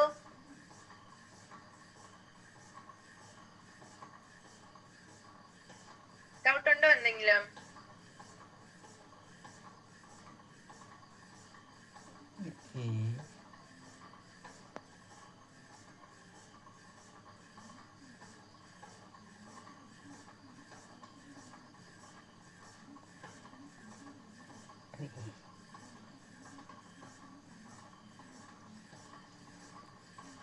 കേൾക്കാൻ പറ്റുന്നുണ്ടോ? കേൾക്കാൻ ചേച്ചി. ക്ലിയർ അല്ലേ? അതെങ്കിൽ നമുക്ക് അടുത്ത എക്സ്പെരിമെന്റിലേക്ക് പോയാലോ? ഇത് ഓക്കെ. മറ്റേ ഓക്കെ. സോ അടുത്തതാണ് ഈ ജനറ്റിക് മെറ്റീരിയൽ ആണ് DNA എന്ന് ഒരു പ്രൂഫ്, അതായത് ഏറ്റവും കുറച്ചും കൂടി സ്യൂട്ടബിൾ ആയിട്ടുള്ള പ്രൂഫ് പ്രൊഡ്യൂസ് ചെയ്ത എക്സ്പെരിമെന്റ് ആണ് ഹേർഷി ചേസ് എക്സ്പെരിമെന്റ്. കാരണം അത് ആ ഒരു എക്സ്പെരിമെന്റ് ചെയ്ത ആൾക്കാരുടെ പേരാണ് ആൽഫ്രഡ് ഹേർഷിയും മാർത്ത ചേസും. അതുകൊണ്ടാണ് നമ്മൾ അതിനെ ഹേർഷി ചേസ് എക്സ്പെരിമെന്റ് എന്ന് പറയുന്നത്. സോ അവിടെ അവർ യൂസ് ചെയ്തെന്താ, ബാക്ടീരിയോഫേജസ്. നമുക്കറിയാം അല്ലെ, ബാക്ടീരിയാസിനെ ഇൻഫെക്ട് ചെയ്യുന്ന വൈറസുകൾക്ക് പറയുന്ന പേരാണ് ബാക്ടീരിയോഫേജസ്. സോ ഈ ബാക്ടീരിയോഫേജസിന് ഒരു പ്രത്യേകത, ഈ ബാക്ടീരിയോഫേജ് ഒരു ബാക്ടീരിയയുടെ സെൽവാളുമായിട്ട് അറ്റാച്ച് ചെയ്ത് കഴിയുന്ന സമയത്ത് അതെന്ത് ചെയ്യും, ബാക്ടീരിയയുടെ ഉള്ളിലേക്ക്, നമുക്ക് ബാക്ടീരിയോഫേജിനെ വൈറസ് എന്ന് വിളിക്കും, ആ ബാക്ടീരിയയുടെ ഉള്ളിലേക്ക് ഈ വൈറസ് അതിന്റെ ജനറ്റിക് മെറ്റീരിയലിനെ എൻ്റർ ചെയ്യിക്കും. സോ ഈ ബാക്ടീരിയക്ക് അറിയില്ല അത് വൈറസിന്റെ ജനറ്റിക് മെറ്റീരിയൽ ആണ്. ഈ ബാക്ടീരിയ എന്ത് ചെയ്യും, അതിന് സ്വന്തം ജനറ്റിക് മെറ്റീരിയൽ അല്ലെങ്കിൽ DNA ആണെന്ന് കരുതി അതിന്റെ കോപ്പീസ് പ്രൊഡ്യൂസ് ചെയ്യും. സോ അങ്ങനെ ബാക്ടീരിയോഫേജിന്റെ അല്ലെങ്കിൽ ആ വൈറസിന്റെ DNA ബാക്ടീരിയയുടെ ഉള്ളിലിരുന്ന് റിപ്ലിക്കേറ്റ് ചെയ്യും. സോ ഈ ഒരു പ്രോപ്പർട്ടി ഉള്ളത് കൊണ്ടാണ് ഹേർഷി ആൻഡ് ചേസ് അവരുടെ എക്സ്പെരിമെന്റിന് വേണ്ടിയിട്ട് ഈ ഒരു ബാക്ടീരിയോഫേജസിനെയും ബാക്ടീരിയസിനെയും തിരഞ്ഞെടുക്കുന്നുണ്ട്. സോ എന്ത് ചെയ്തു, വൈറസിനെ റേഡിയോ ആക്റ്റീവ് ഫോസ്ഫറസ് ഉള്ള മീഡിയത്തിലും അതുപോലെ തന്നെ റേഡിയോ ആക്റ്റീവ് സൾഫർ ഉള്ള മീഡിയത്തിലും വളർത്തി. സോ കുറച്ച് ബാക്ടീരിയോഫേജസിനെ രണ്ട് ടൈപ്പ് മീഡിയത്തിൽ വളർത്തി. ഒന്ന് സൾഫർ ഉള്ള 35S എന്ന് പറയുന്ന റേഡിയോ ആക്റ്റീവ് ആയിട്ടുള്ള സൾഫർ ഉള്ളതിലും, പിന്നെ രണ്ടാമത്തെ എങ്ങനെയാ, ഫോസ്ഫറസ് ഉള്ള മീഡിയത്തിലും വളർത്തി. സോ അങ്ങനെ രണ്ട് ടൈപ്പ് ഓഫ് ബാക്ടീരിയോഫേജസ് നമുക്ക് കിട്ടി. പിന്നെ എന്ത് ചെയ്തു, ഈ റേഡിയോ ആക്റ്റീവ് ഫോസ്ഫറസിലുള്ള വൈറസിന് ഒരു പ്രത്യേകതയുണ്ട്. അവർക്ക് റേഡിയോ ആക്റ്റീവ് ആയിട്ടുള്ള DNA ഉണ്ടാവും, പക്ഷെ അവരുടെ പ്രോട്ടീൻ എങ്ങനെയാ, റേഡിയോ ആക്റ്റീവ് ആയിരിക്കില്ല. കാരണം DNA-ക്കകത്ത് നമുക്കറിയാലേ ഒരു ഫോസ്ഫേറ്റ് മോളിക്യൂൾ ഇല്ലേ, ഒരു ഫോസ്ഫറസ് മോളിക്യൂൾ ഇല്ലേ, ഉണ്ട്. പക്ഷെ പ്രോട്ടീനില് ഫോസ്ഫറസ് മോളിക്യൂൾ ഇല്ല. ജസ്റ്റ് ഇത്രേ ഉള്ളൂ. ഫോസ്ഫറസിന്റെ മോളിക്യൂൾസിൽ വളർത്തിയ വൈറസിനകത്തെ DNA റേഡിയോ ആക്റ്റീവ് ആയിരിക്കും. ഫോസ്ഫറസിലെ DNA റേഡിയോ ആക്റ്റീവ് ആയിരിക്കും. ജസ്റ്റ് ആ ഒരു കാര്യം മാത്രം ഓർത്തിരിക്കുക. അതേസമയം സൾഫറിൽ വളർത്തിയ വൈറസിൽ എങ്ങനെയായിരിക്കും, സൾഫറിൽ ഗ്രോ ചെയ്ത വൈറസിൽ റേഡിയോ ആക്റ്റീവ് ആയിട്ടുള്ള പ്രോട്ടീൻ ആയിരിക്കും ഉണ്ടാവുക. അവിടെ DNA എന്തല്ല, റേഡിയോ ആക്റ്റീവ് അല്ല. സോ ജസ്റ്റ് തിരിച്ചോർത്താൽ മതി, സൾഫറിന്റെ അകത്ത് പ്രോട്ടീൻ റേഡിയോ ആക്റ്റീവ് ആയിരിക്കും, ഫോസ്ഫറസിനകത്ത് DNA ആയിരിക്കും റേഡിയോ ആക്റ്റീവ്. പിന്നെ അവരെന്ത് ചെയ്തു, ഈ റേഡിയോ ആക്റ്റീവ് ആയിട്ടുള്ള വൈറസസിനെ ഈക്കോളൈ എന്ന് പറയുന്ന ബാക്ടീരിയ ആയിട്ട് അറ്റാച്ച് ചെയ്തു. സോ അറ്റാച്ച് ചെയ്യുന്ന സമയത്ത് എന്ത് വെച്ചു, നമ്മൾ നേരത്തെ പറഞ്ഞു അല്ലെ, ബാക്ടീരിയയുടെ ഉള്ളിലേക്ക് ബാക്ടീരിയോഫേജിന്റെ DNA എൻ്റർ ആവും. സോ അങ്ങനെ അതിനെ ഇൻഫെക്ട് ചെയ്തു. സോ ആ വൈറസ് ബാക്ടീരിയനെ ഇൻഫെക്ട് ചെയ്തു. പിന്നെ അവരതിലെ വൈറൽ കോട്ട് റിമൂവ് ചെയ്യണം. വൈറൽ കോട്ട് റിമൂവ് ചെയ്യുന്ന എന്തിനാ, നമുക്ക് അതിനകത്തുള്ള DNA-നെയും പ്രോട്ടീനെയും ഒക്കെ സെപ്പറേറ്റ് ആയിട്ട് കിട്ടാൻ വേണ്ടിയിട്ട് അവരതിനെ ഒന്ന് ബ്ലെൻഡ് ചെയ്തെടുക്കും. സോ അങ്ങനെ ബ്ലെൻഡ് ചെയ്ത് വൈറൽ കോട്ടിനെ റിമൂവ് ചെയ്യും. പിന്നെ കിട്ടിയ ആ ഒരു പാർട്ടിക്കിൾസ് ഇല്ലേ, ബാക്കിയായിട്ട് എന്തുണ്ട്, ആ വൈറസിന്റെ അല്ലെങ്കിൽ ആ ബാക്ടീരിയാസിന്റെ ബാക്കിയുള്ള പ്രോട്ടീൻസും ന്യൂക്ലിക് ആസിഡും പോലെയുള്ള പാർട്ടിക്കിൾസിനെ സെൻട്രിഫ്യൂജ് ചെയ്തെടുത്തു. സെൻട്രിഫ്യൂജ് എന്ന് വെച്ചാൽ സെപ്പറേഷന് വേണ്ടി യൂസ് ചെയ്യുന്ന മോളിക്യൂൾസിനെ അല്ലെങ്കിൽ ഒരു മിക്സ്ചറിനെ സെപ്പറേറ്റ് ചെയ്യാൻ യൂസ് ചെയ്യുന്ന ഒരു പ്രോസസ്സാണ് സെൻട്രിഫ്യൂഗേഷൻ. അതെന്ത് ചെയ്യുന്ന വെച്ചാൽ ഒരു റൗണ്ട് ഷേപ്പിൽ ഒരു അപ്പാരറ്റസ് ഉണ്ട്, അതിനകത്ത് നമുക്ക് ഈ ടെസ്റ്റ് ട്യൂബ് വെക്കാൻ പറ്റും. ജസ്റ്റ് അത് ബാലൻസ് ചെയ്ത് വെച്ചിട്ട് അത് വളരെ ഹൈ സ്പീഡിൽ റൊട്ടേറ്റ് ചെയ്യും. അങ്ങനെ റൊട്ടേറ്റ് ചെയ്യുന്ന സമയത്ത് സെൻട്രിഫ്യൂഗൽ ഫോഴ്സ് കൊണ്ട് അതെന്ത് പറ്റും, അതിനകത്തെ കണ്ടൻസ് അതിന്റെ മോളിക്കുലാർ വെയിറ്റ് അനുസരിച്ച് അല്ലെങ്കിൽ അതിന്റെ ക്യാരക്ടറിലുള്ള ഡിഫറൻസ് അനുസരിച്ച് സെപ്പറേറ്റ് ചെയ്യപ്പെടും. സോ അതിനുവേണ്ടി യൂസ് ചെയ്യുന്ന ഒരു മെഷീനാണ് സെൻട്രിഫ്യൂജ് എന്ന് പറയുന്ന മെഷീൻ. സോ ആ വൈറൽ പാർട്ടിക്കിൾസിനെ സെപ്പറേറ്റ് ചെയ്തു ആൻഡ് അതിനെ സെൻട്രിഫ്യൂജ് ചെയ്തു. സോ അതിൽ നിന്ന് അവസാനം എന്ത് മനസ്സിലായി, അതില് ഒരു സെപ്പറേറ്റ് ചെയ്തതിനകത്ത് റേഡിയോ ആക്റ്റീവ് ആയിട്ടുള്ള സൾഫറിനെ കിട്ടിയില്ല. അതേസമയം സോ അങ്ങനെയല്ല, അതിനകത്ത് സെപ്പറേറ്റ് ചെയ്തതില് വൈറൽ പ്രോട്ടീൻ, അതായത് 35S എന്ന് പറയുന്നത് എന്താ, അത് പ്രോട്ടീനാണ്. സോ വൈറൽ പ്രോട്ടീനെ ബാക്ടീരിയ സെല്ലിന്റെ ഉള്ളിൽ നിന്ന് നമുക്ക് കിട്ടിയില്ല. അതേസമയം ഫോസ്ഫറസ് വെച്ച് നമ്മൾ മാർക്ക് ചെയ്തില്ലേ, അതെന്തായിരുന്നു, വൈറസിന്റെ DNA ആയിരുന്നു. സോ ഫോസ്ഫറസ് മോളിക്യൂൾസ് നമുക്ക് ഡിറ്റക്ട് ചെയ്യാനായിട്ട് സാധിച്ചു. സോ അതിന്റെ റിസൾട്ട് വരുന്ന സമയത്ത് ഫസ്റ്റ് കേസിൽ എന്ത് സംഭവിച്ചു, ബാക്ടീരിയയുടെ സെല്ലിനകത്ത് നിന്ന് നമുക്ക് സൾഫറിനെ കിട്ടിയില്ല. സൾഫർ പ്രോട്ടീൻ ആയിരുന്നു.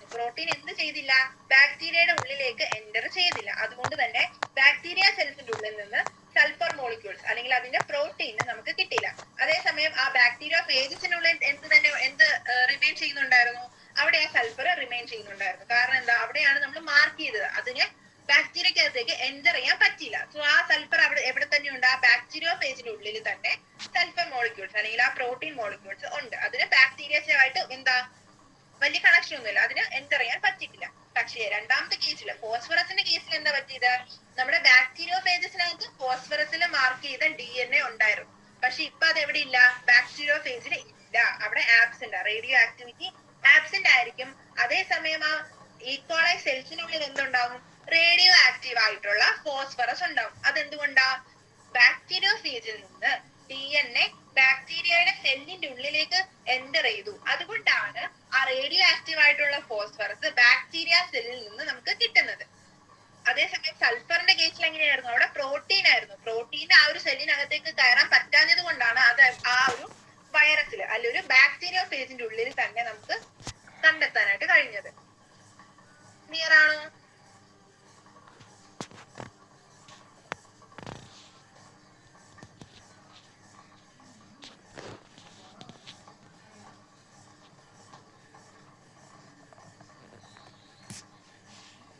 കൺഫ്യൂഷൻ ഉണ്ടോ എന്തെങ്കിലും? കുറച്ചുണ്ട് ചേച്ചി.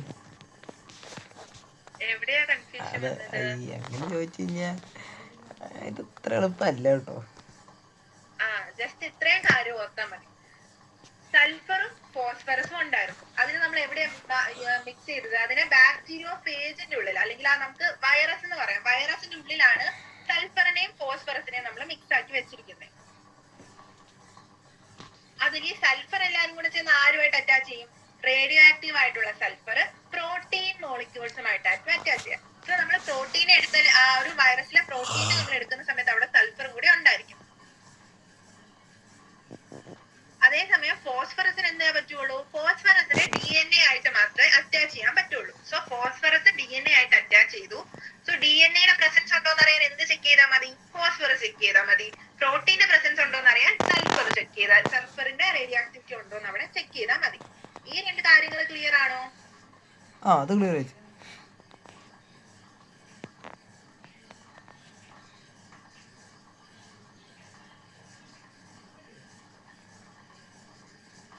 ഹലോ,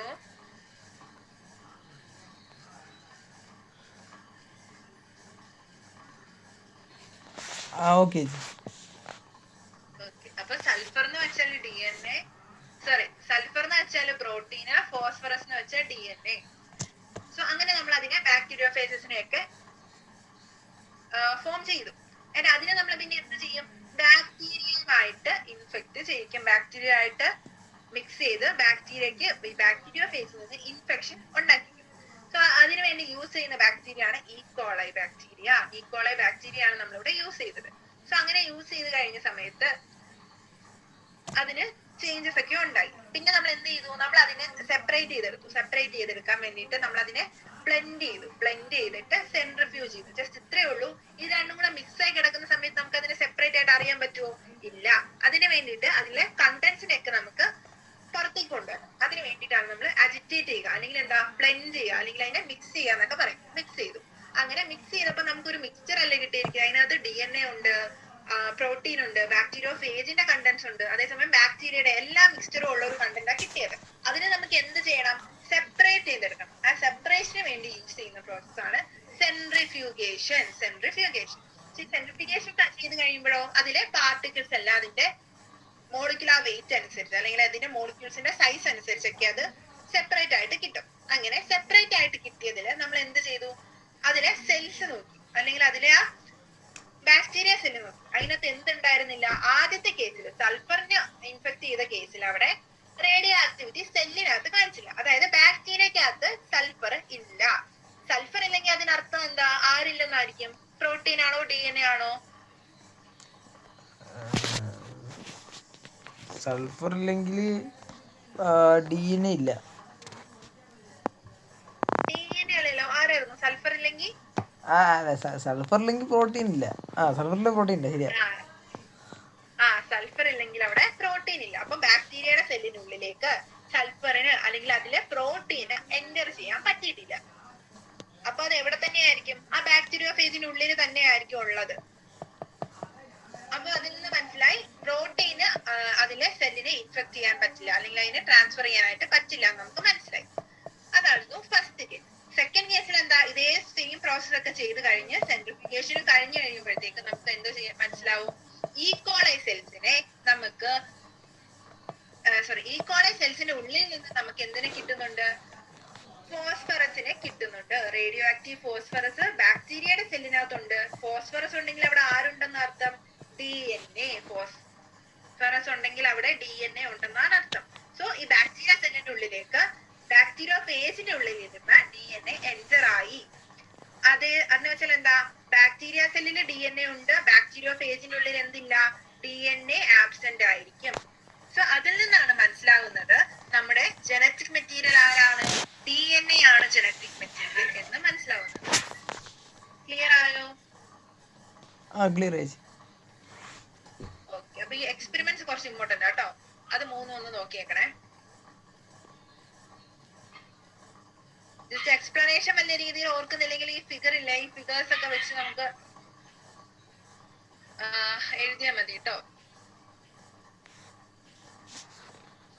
അടുത്തായിട്ട് നമുക്ക് പറയാനുള്ളത് പ്രോപ്പർട്ടീസ് ഓഫ് ജനറ്റിക് മെറ്റീരിയൽ, അല്ലെങ്കിൽ DNA-യുടെ RNA തമ്മിലുള്ള വ്യത്യാസം എന്താണെന്നുള്ളത്. കാരണം ഹെർഷി ചേസ് എക്സ്പെരിമെന്റിൽ നിന്ന് നമുക്ക് മനസ്സിലായി DNA ആണ് ജനറ്റിക് മെറ്റീരിയൽ എന്നുള്ള കാര്യം. പക്ഷെ ചില വൈറസുകളിലൊക്കെ എന്താ, വൈറസുകളിലൊക്കെ ചിലതിൽ RNA ആണ് ജനറ്റിക് മെറ്റീരിയൽ. ഈ ടൊബാക്കോ മൊസൈക്ക് വൈറസ്, അതിലൊക്കെ RNA ആണ് ജനറ്റിക് മെറ്റീരിയൽ ആയിട്ട് ആക്ട് ചെയ്യുക. സോ അതിൽ തന്നെ അവർ ആദ്യം നമ്മളോട് പറഞ്ഞിരിക്കുന്നത് ഒരു മോളിക്യൂള്, അത് DNA ആവാം, RNA ആവാം, എന്തെങ്കിലും ഒരു മോളിക്യൂള് അത് ജനറ്റിക് മെറ്റീരിയൽ ആയിട്ട് വർക്ക് ചെയ്യണമെങ്കിൽ അതിന് കുറച്ച് ക്രൈറ്റീരിയാസ് ഒക്കെ ഉണ്ട്, കുറച്ച് റൂൾസ് ഒക്കെ ഉണ്ട്. ഒരു 4 റൂൾസ് ഉണ്ട്. അതിൽ ഫസ്റ്റ് വൺ എന്താ, it should be able to generate replica, അല്ലെങ്കിൽ റിപ്ലിക്കേഷനുള്ള കഴിവുള്ള മോളിക്യൂൾ മാത്രമേ എന്തായിട്ട് വർക്ക് ചെയ്യാൻ പാടുള്ളൂ?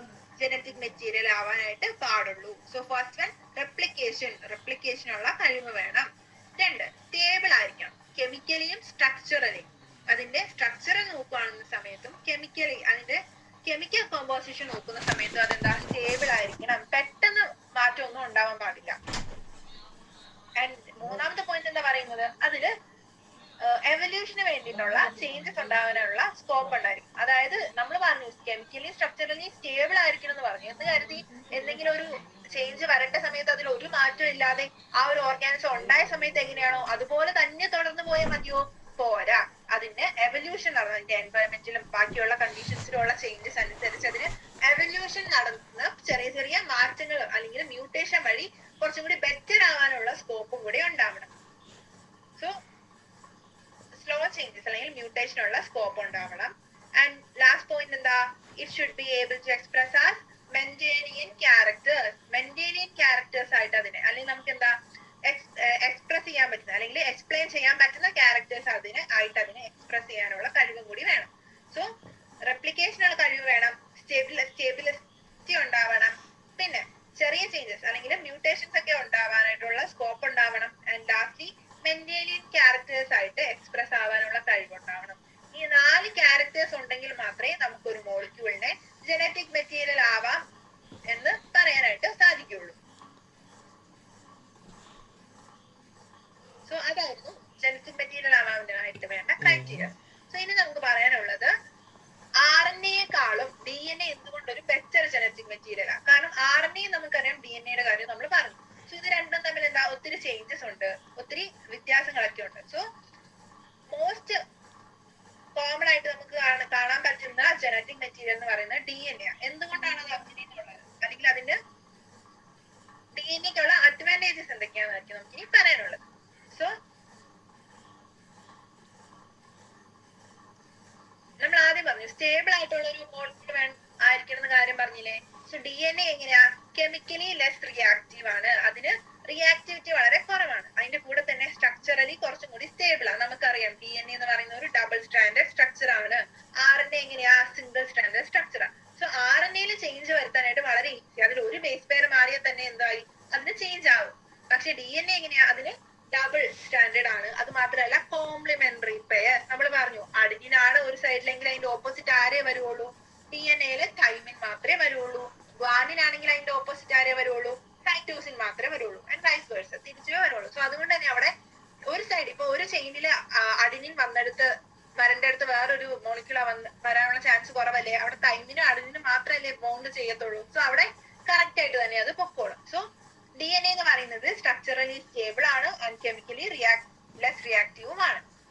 ആൻഡ് ഓൾസോ അതിന് റിപ്പയർ ചെയ്യാനുള്ള കഴിവുണ്ട്. റിപ്പയർ ചെയ്യാനുള്ള കഴിവെന്ന് വെച്ചാൽ അതിന്റെ 2 കോംപ്ലിമെന്ററി സ്ട്രാൻഡ്സ് ഉള്ളത് കൊണ്ട് തന്നെ അതിലെ ചേഞ്ചസിനെ കുറച്ചും കൂടി കുറയ്ക്കാനായിട്ട് സാധിക്കും. പിന്നെ RNA കാര്യം നമ്മൾ പറഞ്ഞു. RNA എങ്ങനെയാ, സിംഗിൾ സ്റ്റാൻഡേർഡ് ആണ് ആൻഡ് ഓൾസോ അതെങ്ങനെയാ കുറച്ചുകൂടി അൺസ്റ്റേബിൾ ആണ്. കാരണം അത് പെട്ടെന്ന് ചേഞ്ചസ് വരും, പെട്ടെന്ന് മ്യൂട്ടേഷൻ നടന്ന് എവല്യൂഷൻ പെട്ടെന്ന് നടക്കും RNA ഉള്ള ജീവികളിൽ. നമ്മളിപ്പോ എക്സാമ്പിൾ പറയുന്ന RNA വൈറസസ്. RNA വൈറസസിന്റെ പ്രത്യേകത എന്താ? RNA വൈറസസിന് പെട്ടെന്ന് മാറ്റം വരും. നമ്മളാണെങ്കിൽ ഏതായിരുന്നു, നമ്മുടെ കൊറോണ വൈറസ് ഇല്ലേ, കൊറോണ വൈറസ് ഒക്കെ ഒരു RNA വൈറസാ. സോ അവിടെ എന്ത് സംഭവിക്കും, അവിടെ പെട്ടെന്ന് അതില് മാറ്റം വന്നുകൊണ്ടിരിക്കും. നമ്മൾ ഇന്ന് യൂസ് ചെയ്ത മരുന്ന് ചിലപ്പം ഒരു 2 ആഴ്ച കഴിഞ്ഞ് അതിലുണ്ടാവുന്ന ചേഞ്ചസിന് വേണ്ടി എഫക്റ്റീവ് ആയിരിക്കില്ല. അതിന് കാരണം അതൊരു RNA വൈറസ് ആയതുകൊണ്ടാണ്. സോ RNA-യില് വളരെ പെട്ടെന്ന് ചേഞ്ചസ് ഉണ്ടാവും, അത് അൺസ്റ്റേബിൾ ആണ് ആൻഡ് മ്യൂട്ടേഷൻ വളരെ സ്പീഡിലായിരിക്കും നടക്കുന്നത്. ഇത് രണ്ടും ഒരു മേജർ വ്യത്യാസം. പിന്നെ അടുത്തത് സ്റ്റോർ ചെയ്യാനായിട്ട്, അതായത് ഇൻഫർമേഷൻ സ്റ്റോർ ചെയ്യാനായിട്ട് ഏതാ കുറച്ചും കൂടി നല്ലത്? DNA-ക്കകത്ത് സ്റ്റെബിലിറ്റി കൂടുതലാണ്. അതുകൊണ്ട് സ്റ്റോർ ചെയ്ത് വെക്കാൻ ഇൻഫർമേഷൻ, ജനറ്റിക് ഇൻഫർമേഷൻ സ്റ്റോർ ചെയ്ത് വെക്കാൻ DNA ആണ് കുറച്ചും കൂടി ബെറ്റർ. പക്ഷെ ഈ ഒരു ജനറ്റിക് ഇൻഫർമേഷനെ ട്രാൻസ്മിറ്റ് ചെയ്യാൻ അല്ലെങ്കിൽ അതിനെ കോഡ് ചെയ്ത് പ്രോട്ടീനിനെ ഫോം ചെയ്യാനായിട്ട് ഹെൽപ്പ് ചെയ്യുന്ന ആരാ? RNA ആണ് ബെറ്റർ. അതുകൊണ്ടാണ് നമ്മുടെ central dogma of molecular biology പറഞ്ഞ സമയത്ത് DNA-യിൽ നിന്ന് ട്രാൻസ്ക്രിപ്ഷൻ വഴി RNA ഫോം ചെയ്യും, അതിൽ നിന്ന് ട്രാൻസ്ലേഷൻ വഴിയായിരുന്നു പ്രോട്ടീൻ ഫോം ചെയ്തത്. കാരണം DNA-ക്ക് സ്റ്റോർ ചെയ്യാനായിട്ട് വളരെ സ്റ്റേബിൾ ആയിരിക്കും, പക്ഷെ അതിനെ ട്രാൻസ്മിറ്റ് ചെയ്യാൻ ആര് കുറച്ചും കൂടി ബെറ്റർ? RNA ആണ് ബെറ്റർ.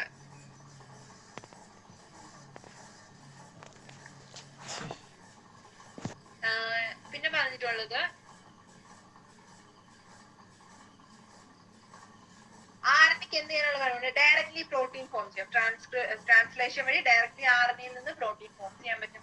അതുകൊണ്ട് തന്നെ ക്യാരക്ടേഴ്സ് കുറച്ച് എക്സ്പ്രസ് ചെയ്യാൻ കുറച്ചും കൂടി എളുപ്പമാർക്കാ RNA-ക്ക്. DNA-ക്ക് എന്ത് ചെയ്യണം? RNA-നെ ഡിപ്പെൻഡ് ചെയ്ത് മാത്രമേ പ്രോട്ടീൻ സിന്തസിസ് നടത്താനായിട്ട് സാധിക്കുള്ളൂ. പിന്നെ നമ്മൾ ഗ്രിഫിത്തിന്റെ എക്സ്പെരിമെന്റ് പറഞ്ഞില്ലേ, ഹീറ്റ് കിൽഡ് ആയിട്ടുള്ള ബാക്ടീരിയ, അതിന് അസുഖം ലൈവ് ആയിട്ടുള്ള സ്ട്രെയിനുമായിട്ട് വരുന്ന സമയത്ത് അസുഖം വരുത്താൻ സാധിക്കും എന്നുള്ളത്. അതിന് കാരണം DNA-യുടെ ഒരു പ്രോപ്പർട്ടിയാണ്. ഈ DNA-യുടെ സ്ട്രാൻഡ്സ് എങ്ങനെയാ? കോംപ്ലിമെന്ററി സ്ട്രാൻഡ്സ് അല്ലെ. ഒരു സ്ട്രാൻഡിൽ നിന്ന് നമുക്ക് അതിന്റെ ഓപ്പോസിറ്റ് സ്ട്രാൻഡിനെ ഡെവലപ്പ് ചെയ്തെടുക്കാനായിട്ട് സാധിക്കും. സോ ഹീറ്റ് ചെയ്യുന്ന സമയത്ത് DNA-യിലെ 2 സ്ട്രാൻഡ്സ് സെപ്പറേറ്റ് ചെയ്യും. അതായത് നമ്മൾ മറ്റേ PCR പഠിച്ചില്ലേ, പോളിമറൈസ് ചെയിൻ റിയാക്ഷൻ. അവിടെ ഹീറ്റ് ചെയ്ത് കഴിയുമ്പോൾ എന്ത് സംഭവിക്കും? അത് ഓരോന്നും സെപ്പറേറ്റ് ചെയ്ത് പോവും, ഡീനാച്ചുറേഷൻ. സോ അങ്ങനെ ഹീറ്റ് ചെയ്ത് സെപ്പറേറ്റ് ആവും. അങ്ങനെ സെപ്പറേറ്റ് ചെയ്ത് കഴിഞ്ഞിട്ട് കുറച്ചും കൂടി നല്ല കണ്ടീഷൻ അല്ലെങ്കിൽ അതിന് ഗ്രോ ചെയ്യാൻ അല്ലെങ്കിൽ അതിന് സ്റ്റേബിൾ ആയിട്ട് നിൽക്കാൻ പറ്റിയ കണ്ടീഷൻസ് വരുന്ന സമയത്ത് അവർ പിന്നെയും തിരിച്ച് 2 സ്ട്രാൻഡ്സും കൂടി ഒരുമിച്ച് ജോയിൻ ചെയ്യും. സോ ഈ ഒരു പ്രോപ്പർട്ടി ഉള്ളത് കൊണ്ടാണ് ഗ്രിഫിത്തിന്റെ എക്സ്പെരിമെന്റില് ബാക്ടീരിയാസിനെ ഹീറ്റ് കിൽ ചെയ്തപ്പോ അതിലെ പ്രോപ്പർട്ടീസ് എന്തായില്ല, ഡിസ്ട്രോയ് ആയി പോയില്ല. ജസ്റ്റ് അതൊന്നും ഇനാക്റ്റീവ് ആയതേ ഉള്ളൂ. ആവശ്യമുള്ള അല്ലെങ്കിൽ അതിന് സ്യൂട്ടബിൾ ആയിട്ടുള്ള കണ്ടീഷൻസ് വന്നപ്പോ എന്ത് സംഭവിച്ചു? അത് പിന്നെയും തിരിച്ച് ജോയിൻ ചെയ്തു, അല്ലെങ്കിൽ അതിന്റെ ക്യാരക്ടേഴ്സ് DNA-യുടെ മോളിക്യൂൾസ് കുറച്ചും കൂടി സ്റ്റേബിൾ ആയിട്ട് തിരിച്ചു വന്നു. ഇതിനൊരു കൺക്ലൂഷൻ ആയിട്ട് നമുക്ക് പറയാൻ പറ്റുന്നത് RNA-ക്കും DNA-ക്കും എന്തായിട്ട് വർക്ക് ചെയ്യാൻ പറ്റും? ജനറ്റിക് മെറ്റീരിയൽ ആയിട്ട് വർക്ക് ചെയ്യാനായിട്ട് സാധിക്കും. പക്ഷേ DNA-ക്ക് എന്താ, സ്റ്റെബിലിറ്റി കുറച്ച് കൂടുതലാണ്. അതുകൊണ്ട് തന്നെ അതിനെ ജനറ്റിക് ഇൻഫർമേഷൻ സ്റ്റോർ ചെയ്ത് വെക്കാൻ വേണ്ടി നമ്മൾ യൂസ് ചെയ്യും. അതേസമയം ഈ ഒരു ഇൻഫർമേഷൻ ട്രാൻസ്മിറ്റ് ചെയ്യുക അല്ലെങ്കിൽ അതിന്റെ ട്രാൻസ്മിഷൻ നടത്തുന്ന വേണ്ടിയിട്ടോ അതിന് വേണ്ടിയിട്ട് ഹെൽപ്പ് ചെയ്യുന്നത് RNA ആയിരിക്കും. സോ DNA എന്ന് പറയുന്നത് സ്റ്റോറേജ് ഓഫ് ജനറ്റിക് മെറ്റീരിയൽ അല്ലെങ്കിൽ ജനറ്റിക് ഇൻഫർമേഷൻ സ്റ്റോർ ചെയ്ത് വെക്കാൻ വേണ്ടി കുറച്ചും കൂടി ബെറ്റർ ആയിട്ടുള്ള ഒരു ഓപ്ഷനാണ്. RNA-യോ ട്രാൻസ്മിഷന് വേണ്ടിയിട്ട് കുറച്ചും കൂടി നല്ലൊരു ഓപ്ഷൻ ആയിരിക്കും. സോ അതാണ് ഇതിന്റെ കൺക്ലൂഷൻ ആയിട്ട് നമുക്ക് പറയാൻ പറ്റുക. ജസ്റ്റ് ഇതിന്റെ ആ ഒരു ക്യാരക്ടേഴ്സ് മാത്രം അറിഞ്ഞിരുന്നാൽ മതി കേട്ടോ. ഓക്കെ ആണോ ഇത്?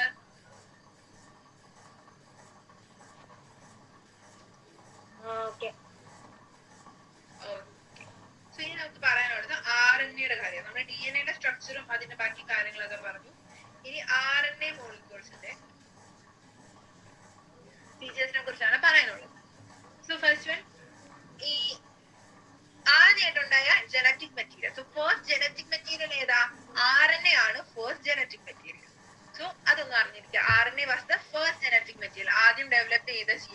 ഉണ്ടായിരുന്ന ജനറ്റിക് മെറ്റീരിയൽ എന്ന് പറയുന്നത് RNA ആയിരുന്നു. പിന്നെ RNA എന്താ, ഒരു ജനറ്റിക് മെറ്റീരിയൽ മാത്രമല്ല, അതൊരു കാറ്റലിസ്റ്റ് കൂടിയാണ്. കാറ്റലിസ്റ്റ് എന്ന് വെച്ചാല് ഒരു റിയാക്ഷൻ നടക്കുന്ന സമയത്ത് അതിനെ കുറച്ചും കൂടി സ്പീഡപ്പ് ചെയ്യാനും കുറച്ചും കൂടി ബെറ്റർ ആയിട്ട് വർക്ക് ചെയ്യാനും ഹെൽപ്പ് ചെയ്യുന്ന മോളിക്യൂൾസിനെയാണ് നമ്മൾ കാറ്റലിസ്റ്റ് എന്ന് പറയാം. ജസ്റ്റ് റിയാക്ഷൻസിനെ കുറച്ചും കൂടി സ്പീഡ് ആക്കുക, അതൊക്കെയാണ് കാറ്റലിസ്റ്റിന്റെ ഫംഗ്ഷൻ. സോ RNA എന്ന് പറയുന്നത് ജനറ്റിക് മെറ്റീരിയലുമാണ്, ഒരു കാറ്റലിസ്റ്റുമാണ്. നമ്മുടെ ബോഡിയിലെ ചില റിയാക്ഷൻസ് ഒക്കെ കാറ്റലൈസ് ചെയ്യുന്ന ആരാ? RNA ആണ് കാറ്റലൈസ് ആയിട്ട് വർക്ക് ചെയ്യാറുള്ളത്. സോ RNA ഒരു കാറ്റലിസ്റ്റ് ആണെന്ന് വെച്ചാൽ അത് വളരെയധികം റിയാക്റ്റീവ് ആയിരിക്കും. ഇങ്ങനെ റിയാക്റ്റീവ് ആയതുകൊണ്ട് തന്നെ അതിന്റെ സ്ട്രക്ചർ എങ്ങനെയാ? അൺസ്റ്റേബിൾ ആയിട്ടുള്ള സ്ട്രക്ചർ ആയിരിക്കും. സോ RNA ഒരു ജനറ്റിക് മെറ്റീരിയലും കാറ്റലിസ്റ്റുമാണ്. കാറ്റലിസ്റ്റ് ആയതുകൊണ്ട് തന്നെ അതിന് റിയാക്ഷൻ കൂടുതലായിരിക്കും. ആൻഡ് ഈ റിയാക്ഷൻ കൂടുതലായതുകൊണ്ട് തന്നെ അവിടെ എന്ത് സംഭവിക്കും? അവിടെ അൺസ്റ്റേബിൾ ആയിട്ടുള്ള ഒരു മോളിക്യൂൾ ആയിട്ട് RNA മാറും. സോ കുറച്ചും കൂടി സ്റ്റേബിൾ ആയിട്ടുള്ള ഒരു മോളിക്യൂള് വേണം, അല്ലെങ്കിൽ അത് കുറച്ചും കൂടി നല്ലൊരു മോളിക്യൂള് വേണം എന്നുള്ളൊരു ഒരു ആവശ്യം വന്നതുകൊണ്ടാണ് RNAയിൽ നിന്ന് എവല്യൂഷൻ നടന്ന് ചേഞ്ചസ് ഉണ്ടായി DNA ഫോം ചെയ്യുന്നത്. സോ RNAയിൽ നിന്ന് അതിൽ നിന്ന് കുറച്ച് കെമിക്കൽ മോഡിഫിക്കേഷൻസ് ഒക്കെ നടത്തി കുറച്ചും കൂടി സ്റ്റേബിൾ ആയിട്ടുള്ള DNA ഫോം ചെയ്യും. ആൻഡ് DNA ഇങ്ങനെ നമ്മൾ പറഞ്ഞു ഡബിൾ സ്റ്റാൻഡേർഡ് ആണ്, കോംപ്ലിമെന്ററി പെയർസ് ഒക്കെ ഉണ്ട്. അതുകൊണ്ട് എന്താ ഉണ്ടാവുന്നത്? അവിടെ ചേഞ്ചസ് വരുന്നത് കുറയ്ക്കാനായിട്ട് സാധിക്കും. കുറച്ചും കൂടി എക്സ്ട്രാ സ്റ്റെബിലിറ്റി അവിടെ ഉണ്ടാവും. അടുത്തതായിട്ട് നമുക്ക് പറയാനുള്ളത് semi conservative model of DNA replication. അത് വളരെ ഇമ്പോർട്ടന്റ് ആട്ടോ. സോ DNA നിന്ന് കോപ്പീസ് ഫോം ചെയ്യുക, അല്ലെങ്കിൽ ഒരു DNA സ്റ്റാൻഡിൽ നിന്ന് അതിന്റെ എക്സ്റ്റേണൽ അല്ല എക്സ്ട്രാ കോപ്പീസ് ഫോം ചെയ്യുന്ന പ്രോസസ്സിനെ പറയുന്ന പേരാണ് DNA റെപ്ലിക്കേഷൻ. അതിനു മുമ്പ് നമുക്ക് RNA ടൈപ്പിനെ കുറിച്ച് പറയാം. RNA എന്ന് പറയുന്നത് 3 ടൈപ്പാണ് ഉള്ളത്: mRNA, tRNA ആൻഡ് rRNA. അതിൽ mRNA എന്ന് വെച്ചാൽ എന്താ? മെസഞ്ചർ RNA ആണ് mRNA. സോ മെസഞ്ചർ RNAസിന്റെ ഫംഗ്ഷൻ എന്ന് പറയുന്നത് പ്രോട്ടീൻ സിന്തസിസിന് വേണ്ടിയിട്ട് ഉള്ളൊരു ടെംപ്ലേറ്റ്, അല്ലെങ്കിൽ അതിന് വേണ്ടിയിട്ടുള്ളൊരു കോഡ് ചെയ്യാൻ ഹെൽപ്പ് ചെയ്യുന്ന ഒരു RNA മോളിക്യൂൾ ആണ് മെസഞ്ചർ RNA അല്ലെങ്കിൽ mRNA മോളിക്യൂൾ. പിന്നെ rRNA എന്താ? rRNA എന്ന് പറയുന്നത് റൈബോസോമൽ RNA. അതിലുള്ളത് റൈബോസൈം അല്ലെങ്കിൽ റൈബോസോംസ് ഫോം ചെയ്യുന്ന RNA മോളിക്യൂൾ ആണ് rRNA അല്ലെങ്കിൽ റൈബോസോമൽ RNA. ആൻഡ് അടുത്തതാണ് tRNA. tRNAക്ക് 2 പേര് പറയും. ഒന്നല്ലെങ്കിൽ ട്രാൻസ്ഫർ RNA എന്ന് പറയും, അല്ലെങ്കിൽ sRNA എന്നും പറയാറുണ്ട് കേട്ടോ. സോ tRNAയുടെ ഫംഗ്ഷൻ എന്താ? അതിന്റെ ഫംഗ്ഷൻ ഈ അമിനോ ആസിഡ്സിനെ പ്രോട്ടീൻ സിന്തസിസിന് വേണ്ടിയിട്ട് കൊണ്ടുവരിക, അല്ലെങ്കിൽ അതിനെ അമിനോ ആസിഡ്സിനെ ഫോം ചെയ്യാൻ ഹെൽപ്പ് ചെയ്യുക. അതുപോലെ തന്നെ ഈ ജനറ്റിക് കോഡിനെ ട്രാൻസ്ലേറ്റ് ചെയ്യുക. ഇതെല്ലാമാണ് tRNAയുടെ function. So just transfer RNA ആണ് tRNA എന്നുള്ള കാര്യം അറിഞ്ഞിരിക്കുക. അടുത്തായിട്ട് റിപ്ലിക്കേഷൻ നമ്മൾ പറഞ്ഞു. റിപ്ലിക്കേഷൻ എന്ന് പറയുന്നത് ഒരു DNA മോളിക്യൂളിലെ 2 സിമിലർ കോപ്പീസ് ഫോം ചെയ്യുന്നതിനെയാണ് DNA റിപ്ലിക്കേഷൻ എന്ന് പറയുന്നത്. നമുക്കറിയാം DNA എങ്ങനെയാ? ഈ ഫിഗറിൽ കാണിച്ചിട്ടുണ്ട് അല്ലെ? ഡബിൾ ഹെലിക്സ് സ്ട്രക്ചർ ആയിരിക്കും. അതിനെന്ത് സംഭവിക്കും? ഈ റിപ്ലിക്കേഷൻ നടക്കുന്ന സമയത്ത് ഈ 2 സ്ട്രാൻഡ്സും സെപ്പറേറ്റ് ആവും. ഇത് രണ്ടും സെപ്പറേറ്റ് ആയിട്ട് മാറും. അങ്ങനെ സെപ്പറേറ്റ് ആവുന്ന സമയത്ത് അതിൽ നിന്ന് ഓരോന്നിൽ നിന്നും പുതിയൊരു സ്ട്രാൻഡ് ഫോം ചെയ്യും. അങ്ങനെ നമുക്ക് എത്ര കിട്ടും? ടോട്ടൽ 4 സ്ട്രാൻഡ്സ്, അതായത് 2 DNA മോളിക്യൂൾസിനെ നമുക്ക് ഒരു സിംഗിൾ DNAയിൽ നിന്ന് കിട്ടും. ഈ ഒരു പ്രോസസ്സിന് പറയുന്ന പേരാണ് DNA റെപ്ലിക്കേഷൻ. ഈ 2 പുതിയ സ്ട്രാൻഡ്സ് ഉണ്ടായില്ലേ? അതിലൊരെണ്ണം ആദ്യത്തെ സ്ട്രാൻഡുമായിട്ട് ഐഡന്റിക്കൽ ആയിരിക്കും, ആൻഡ് രണ്ടാമത്തത് എങ്ങനെയാ? അതുമായിട്ട് കോംപ്ലിമെന്ററിയും ആയിരിക്കും. സോ ഒറിജിനൽ സ്ട്രാൻഡുമായിട്ട് ഐഡന്റിക്കൽ ആയിട്ടുള്ള ഒരു സ്ട്രാൻഡും ഉണ്ടാവും, അതുപോലെ തന്നെ കോംപ്ലിമെന്ററി ആയിട്ടുള്ള ഒരു സ്ട്രാൻഡും ഉണ്ടാവും. സോ ഈ ഒരു റെപ്ലിക്കേഷന് പറയുന്ന പേരാണ് semi conservative form of replication, അല്ലെങ്കിൽ semi conservative DNA replication. Clear ആണോ? ഇതിന്റെ എക്സ്പെരിമെന്റ് നമുക്ക് പഠിക്കാനുണ്ട്. ഈ ഒരു പ്രോസസ് ക്ലിയർ ആയോ? ക്ലിയർ ആയി. സോ ഈ സെമി കൺസർവേറ്റീവ് മോഡല് പ്രപ്പോസ് ചെയ്യുന്നത് വാട്സൺ ആൻഡ് ക്രിക്ക് തന്നെയാട്ടോ.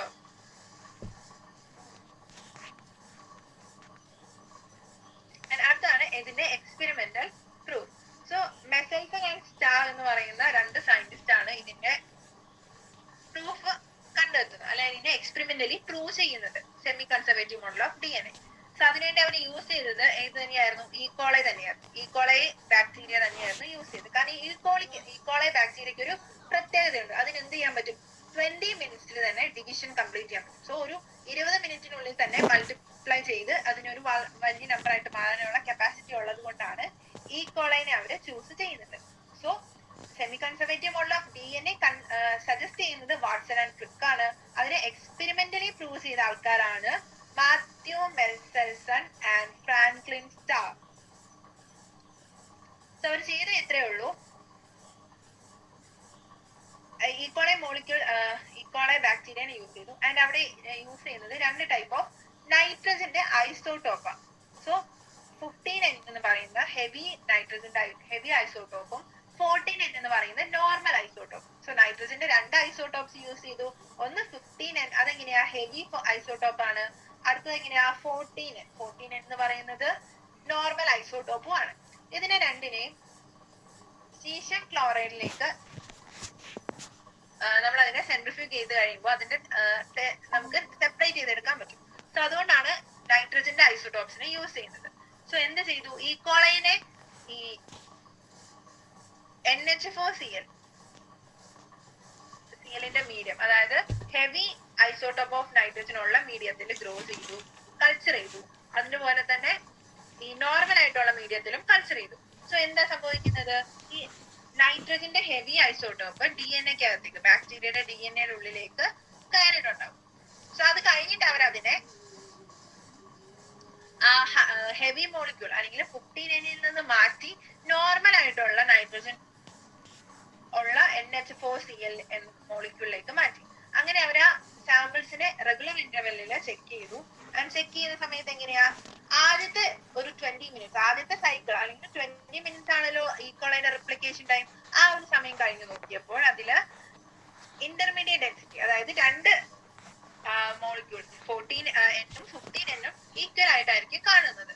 അത് കഴിഞ്ഞ് രണ്ടാമത്തെ സൈക്കിൾ, അതായത് 40 മിനിറ്റ്സ് കഴിഞ്ഞുള്ള സാമ്പിൾ നോക്കിയ സമയത്തോ അവിടെ ഈ 14N-ഉം 15N-ഉം ഉള്ളത് ഒരേ ഡെൻസിറ്റിയിലായിരുന്നു കണ്ടത്. സോ അതിൽ നിന്ന് ഇവർക്ക് മനസ്സിലായി DNA മോളിക്യൂൾസ് എങ്ങനെയാ റിപ്ലിക്കേറ്റ് ചെയ്യുന്നത്? സെമി കൺസർവേറ്റീവ് ആയിട്ടാണ് റിപ്ലിക്കേറ്റ് ചെയ്യുന്നത്. കാരണം അതിൽ നിന്നുള്ള ഫൈനൽ റിസൾട്ടിൽ ഉണ്ടാവുന്ന 14N എന്ന് പറയുന്ന നൈട്രജന്റെ ഐസോട്ടോപ്പിന്റെ കോൺസെൻട്രേഷനും 15N എന്ന് പറയുന്ന നൈട്രജൻ ഐസോട്ടോപ്പിന്റെ കോൺസെൻട്രേഷനും സെയിം ആയിരുന്നു.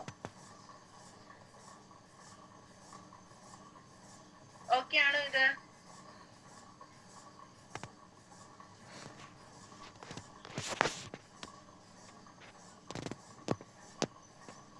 ഒന്നുകൂടെ പറയണോ?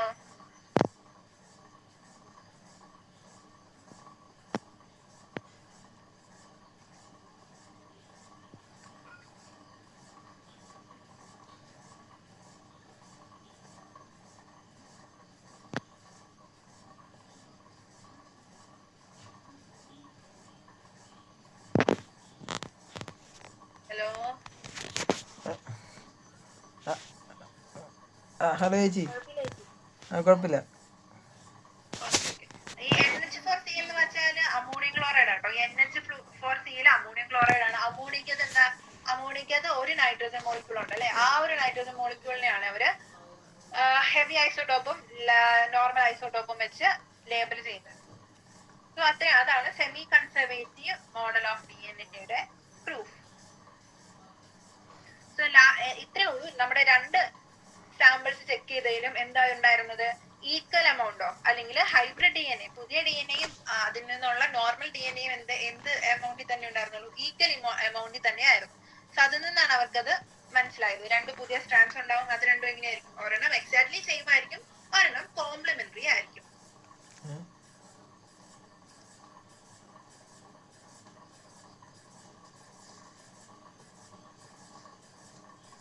സോ ഇതുപോലെ തന്നെ ഒരു സിമിലർ ആയിട്ടുള്ള എക്സ്പെരിമെന്റ്, ഇതുപോലെ തന്നെ സെയിം ആയിട്ടുള്ള ഒരു എക്സ്പെരിമെന്റ് ടൈലർ എന്ന് പറയുന്ന ഒരു സയന്റിസ്റ്റ് 1958 കണ്ടക്ട് ചെയ്തു. അതിന് യൂസ് ചെയ്തത് റേഡിയോ ആക്റ്റീവ് തൈമിഡിൻ എന്ന് പറയുന്ന ഒരു സബ്സ്റ്റൻസ് ആയിരുന്നു. ആൻഡ് യൂസ് ചെയ്ത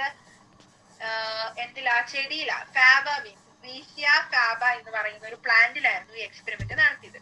സോ അതിൽ നിന്നും ഈ ഒരു സെമി കൺസർവേറ്റീവ് നേച്ചറിനെ പ്രൂവ് ചെയ്യാനായിട്ട് സാധിച്ചു. അടുത്താണ് machinery and the enzymes. So നമുക്ക് ഈ DNA റിപ്ലിക്കേഷന് ആവശ്യമായിട്ടുള്ള കുറച്ച് എൻസൈംസും അതുപോലെയുള്ള കാര്യങ്ങളൊക്കെ ഉണ്ട്. അതിനെ കുറിച്ചാണ് ഇനി പറയാനുള്ളത്. So the machinery and the enzymes. ഈ ഈക്കോളി പോലുള്ള സെൽസിൽ എന്താ കുറച്ച് കാറ്റലിസ്റ്റ് അല്ലെങ്കിൽ കുറച്ച് എൻസൈംസ് ഉണ്ടെങ്കിൽ മാത്രമേ റിപ്ലിക്കേഷന്റെ പ്രോസസ് സ്റ്റാർട്ട് ചെയ്യൂ.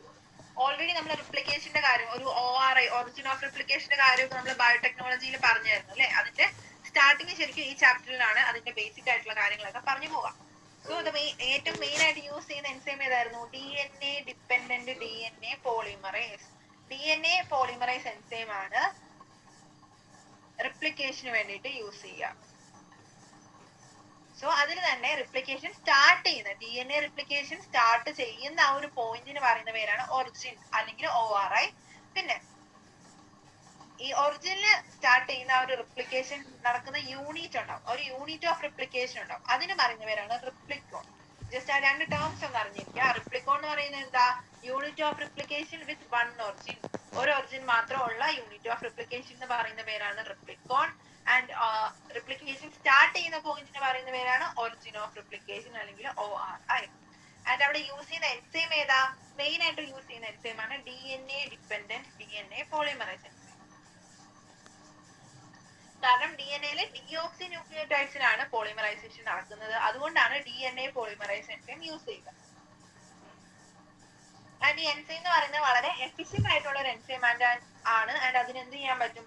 വളരെ കുറച്ച് സമയത്തിൽ തന്നെ വളരെ അധികം മോളിക്യൂൾസിനെ കാറ്റലൈസ് ചെയ്യാനായിട്ട് പറ്റും. ആൻഡ് ഈ ഈക്കോളയിൽ ഓൾമോസ്റ്റ് 4.6 into 10⁻⁶ ബേസ് പെയർസ് ആണ് ഉള്ളത്. ആൻഡ് ഈ DNA പോളിമറൈസിന് എന്ത് ചെയ്യാൻ പറ്റും?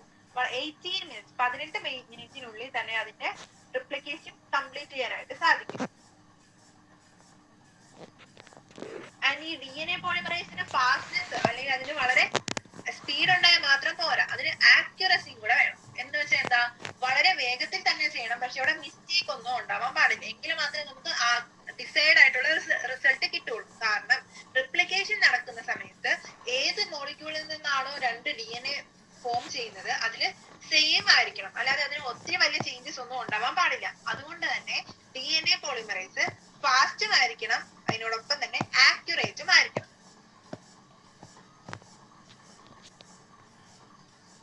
ആൻഡ് എന്തെങ്കിലും മിസ്റ്റേക്ക് സംഭവിച്ചാൽ എന്ത് പറ്റും? അവിടെ മ്യൂട്ടേഷൻസിന് കാരണമാകും. നമ്മൾ നേരത്തെ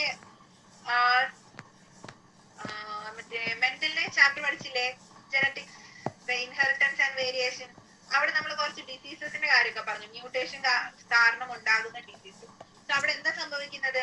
ഈ റിപ്ലിക്കേഷൻ നടക്കുന്ന സമയത്ത് എന്തെങ്കിലും മാറ്റം ഉണ്ടാകുന്നതുകൊണ്ടാണ് നോർമലി കൺസിഡർ ചെയ്യേണ്ടതിന് പകരം അബ്നോർമാലിറ്റി അല്ലെങ്കിൽ എന്തെങ്കിലും അസുഖങ്ങൾ, ഇപ്പൊ സിക്കിൾ സെൽ അനീമിയ അതുപോലുള്ള കാര്യങ്ങളൊക്കെ ഉണ്ടാകുന്നത് ഇങ്ങനെ മ്യൂട്ടേഷൻസ് ഉണ്ടാകുന്നത് കൊണ്ടാണ്. സോ DNA പോളിമറൈസ് ആണ് റിപ്ലിക്കേഷന് യൂസ് ചെയ്യുന്ന എൻസൈം. ആൻഡ് എൻസൈമിന്റെ ക്യാരക്ടേഴ്സ് എന്തൊക്കെയാ? അക്യുറേറ്റ് ആയിരിക്കണം, ഫാസ്റ്റ് ആയിരിക്കണം, ആൻഡ് ഓൾസോ എനർജി വളരെ കുറച്ച് യൂസ് ചെയ്യാൻ പാടുള്ളൂ. കാരണം റിപ്ലിക്കേഷൻ എന്ന് പറയുന്നത് ഒത്തിരി എനർജി വേണ്ട ഒരു പ്രോസസ്. ഹൈലി എനർജി എഫിഷ്യന്റ് ആയിട്ട് വർക്ക് ചെയ്യാൻ പറ്റുന്ന എൻസൈംസ് വേണം നമ്മൾ യൂസ് ചെയ്യാൻ.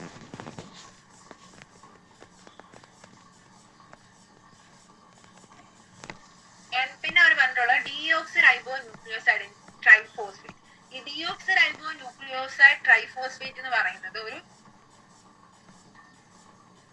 DATP എന്നൊക്കെ നമ്മൾ പറയും. അതെന്താ? Energy molecules. അവരുടെ ഫംഗ്ഷൻ എന്ന് പറയുന്നത് DNA ഉണ്ടാക്കാനായിട്ടുള്ള ബിൽഡിംഗ് ബ്ലോക്ക്, അതായത് DNA ഉണ്ടാകാനായിട്ടുള്ള സബ്സ്ട്രേറ്റ് ആയിട്ട് അവർ യൂസ് ചെയ്യാറുണ്ട്. ആൻഡ് ഓൾസോ അവർക്ക് എന്ത് പ്രൊഡ്യൂസ് ചെയ്യാൻ പറ്റും?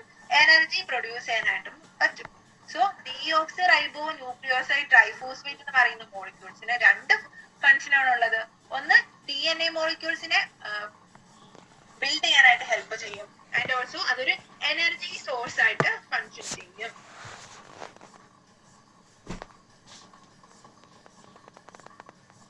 ബാക്കി കാര്യങ്ങൾ കുറച്ചധികം നമുക്ക് പറയാനുണ്ട്. ഇന്ന് പറയണോ അതോ നാളെ പറഞ്ഞാൽ മതിയോ? എന്താ ചെയ്യണ്ടേ? ഇവിടെ വരെ കംപ്ലീറ്റ് ആക്കണോ? നാളെ പോരെ ചേച്ചി? Okay okay. ഇന്ന് പറഞ്ഞതില് എന്തെങ്കിലും ഡൗട്ട് ഉണ്ടോ? മുകളിലെ ഭാഗങ്ങളിലൊക്കെ തൊട്ട്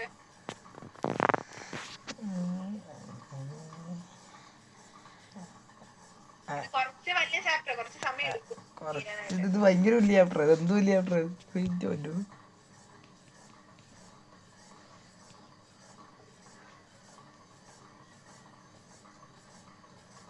ഡൗട്ട് എന്തെങ്കിലും ഉണ്ടോ നോക്കിയിട്ട് നാളെ ചോദിക്കണം കേട്ടോ. ചോദിക്കാം. ഓക്കെ എന്നാ ശരി.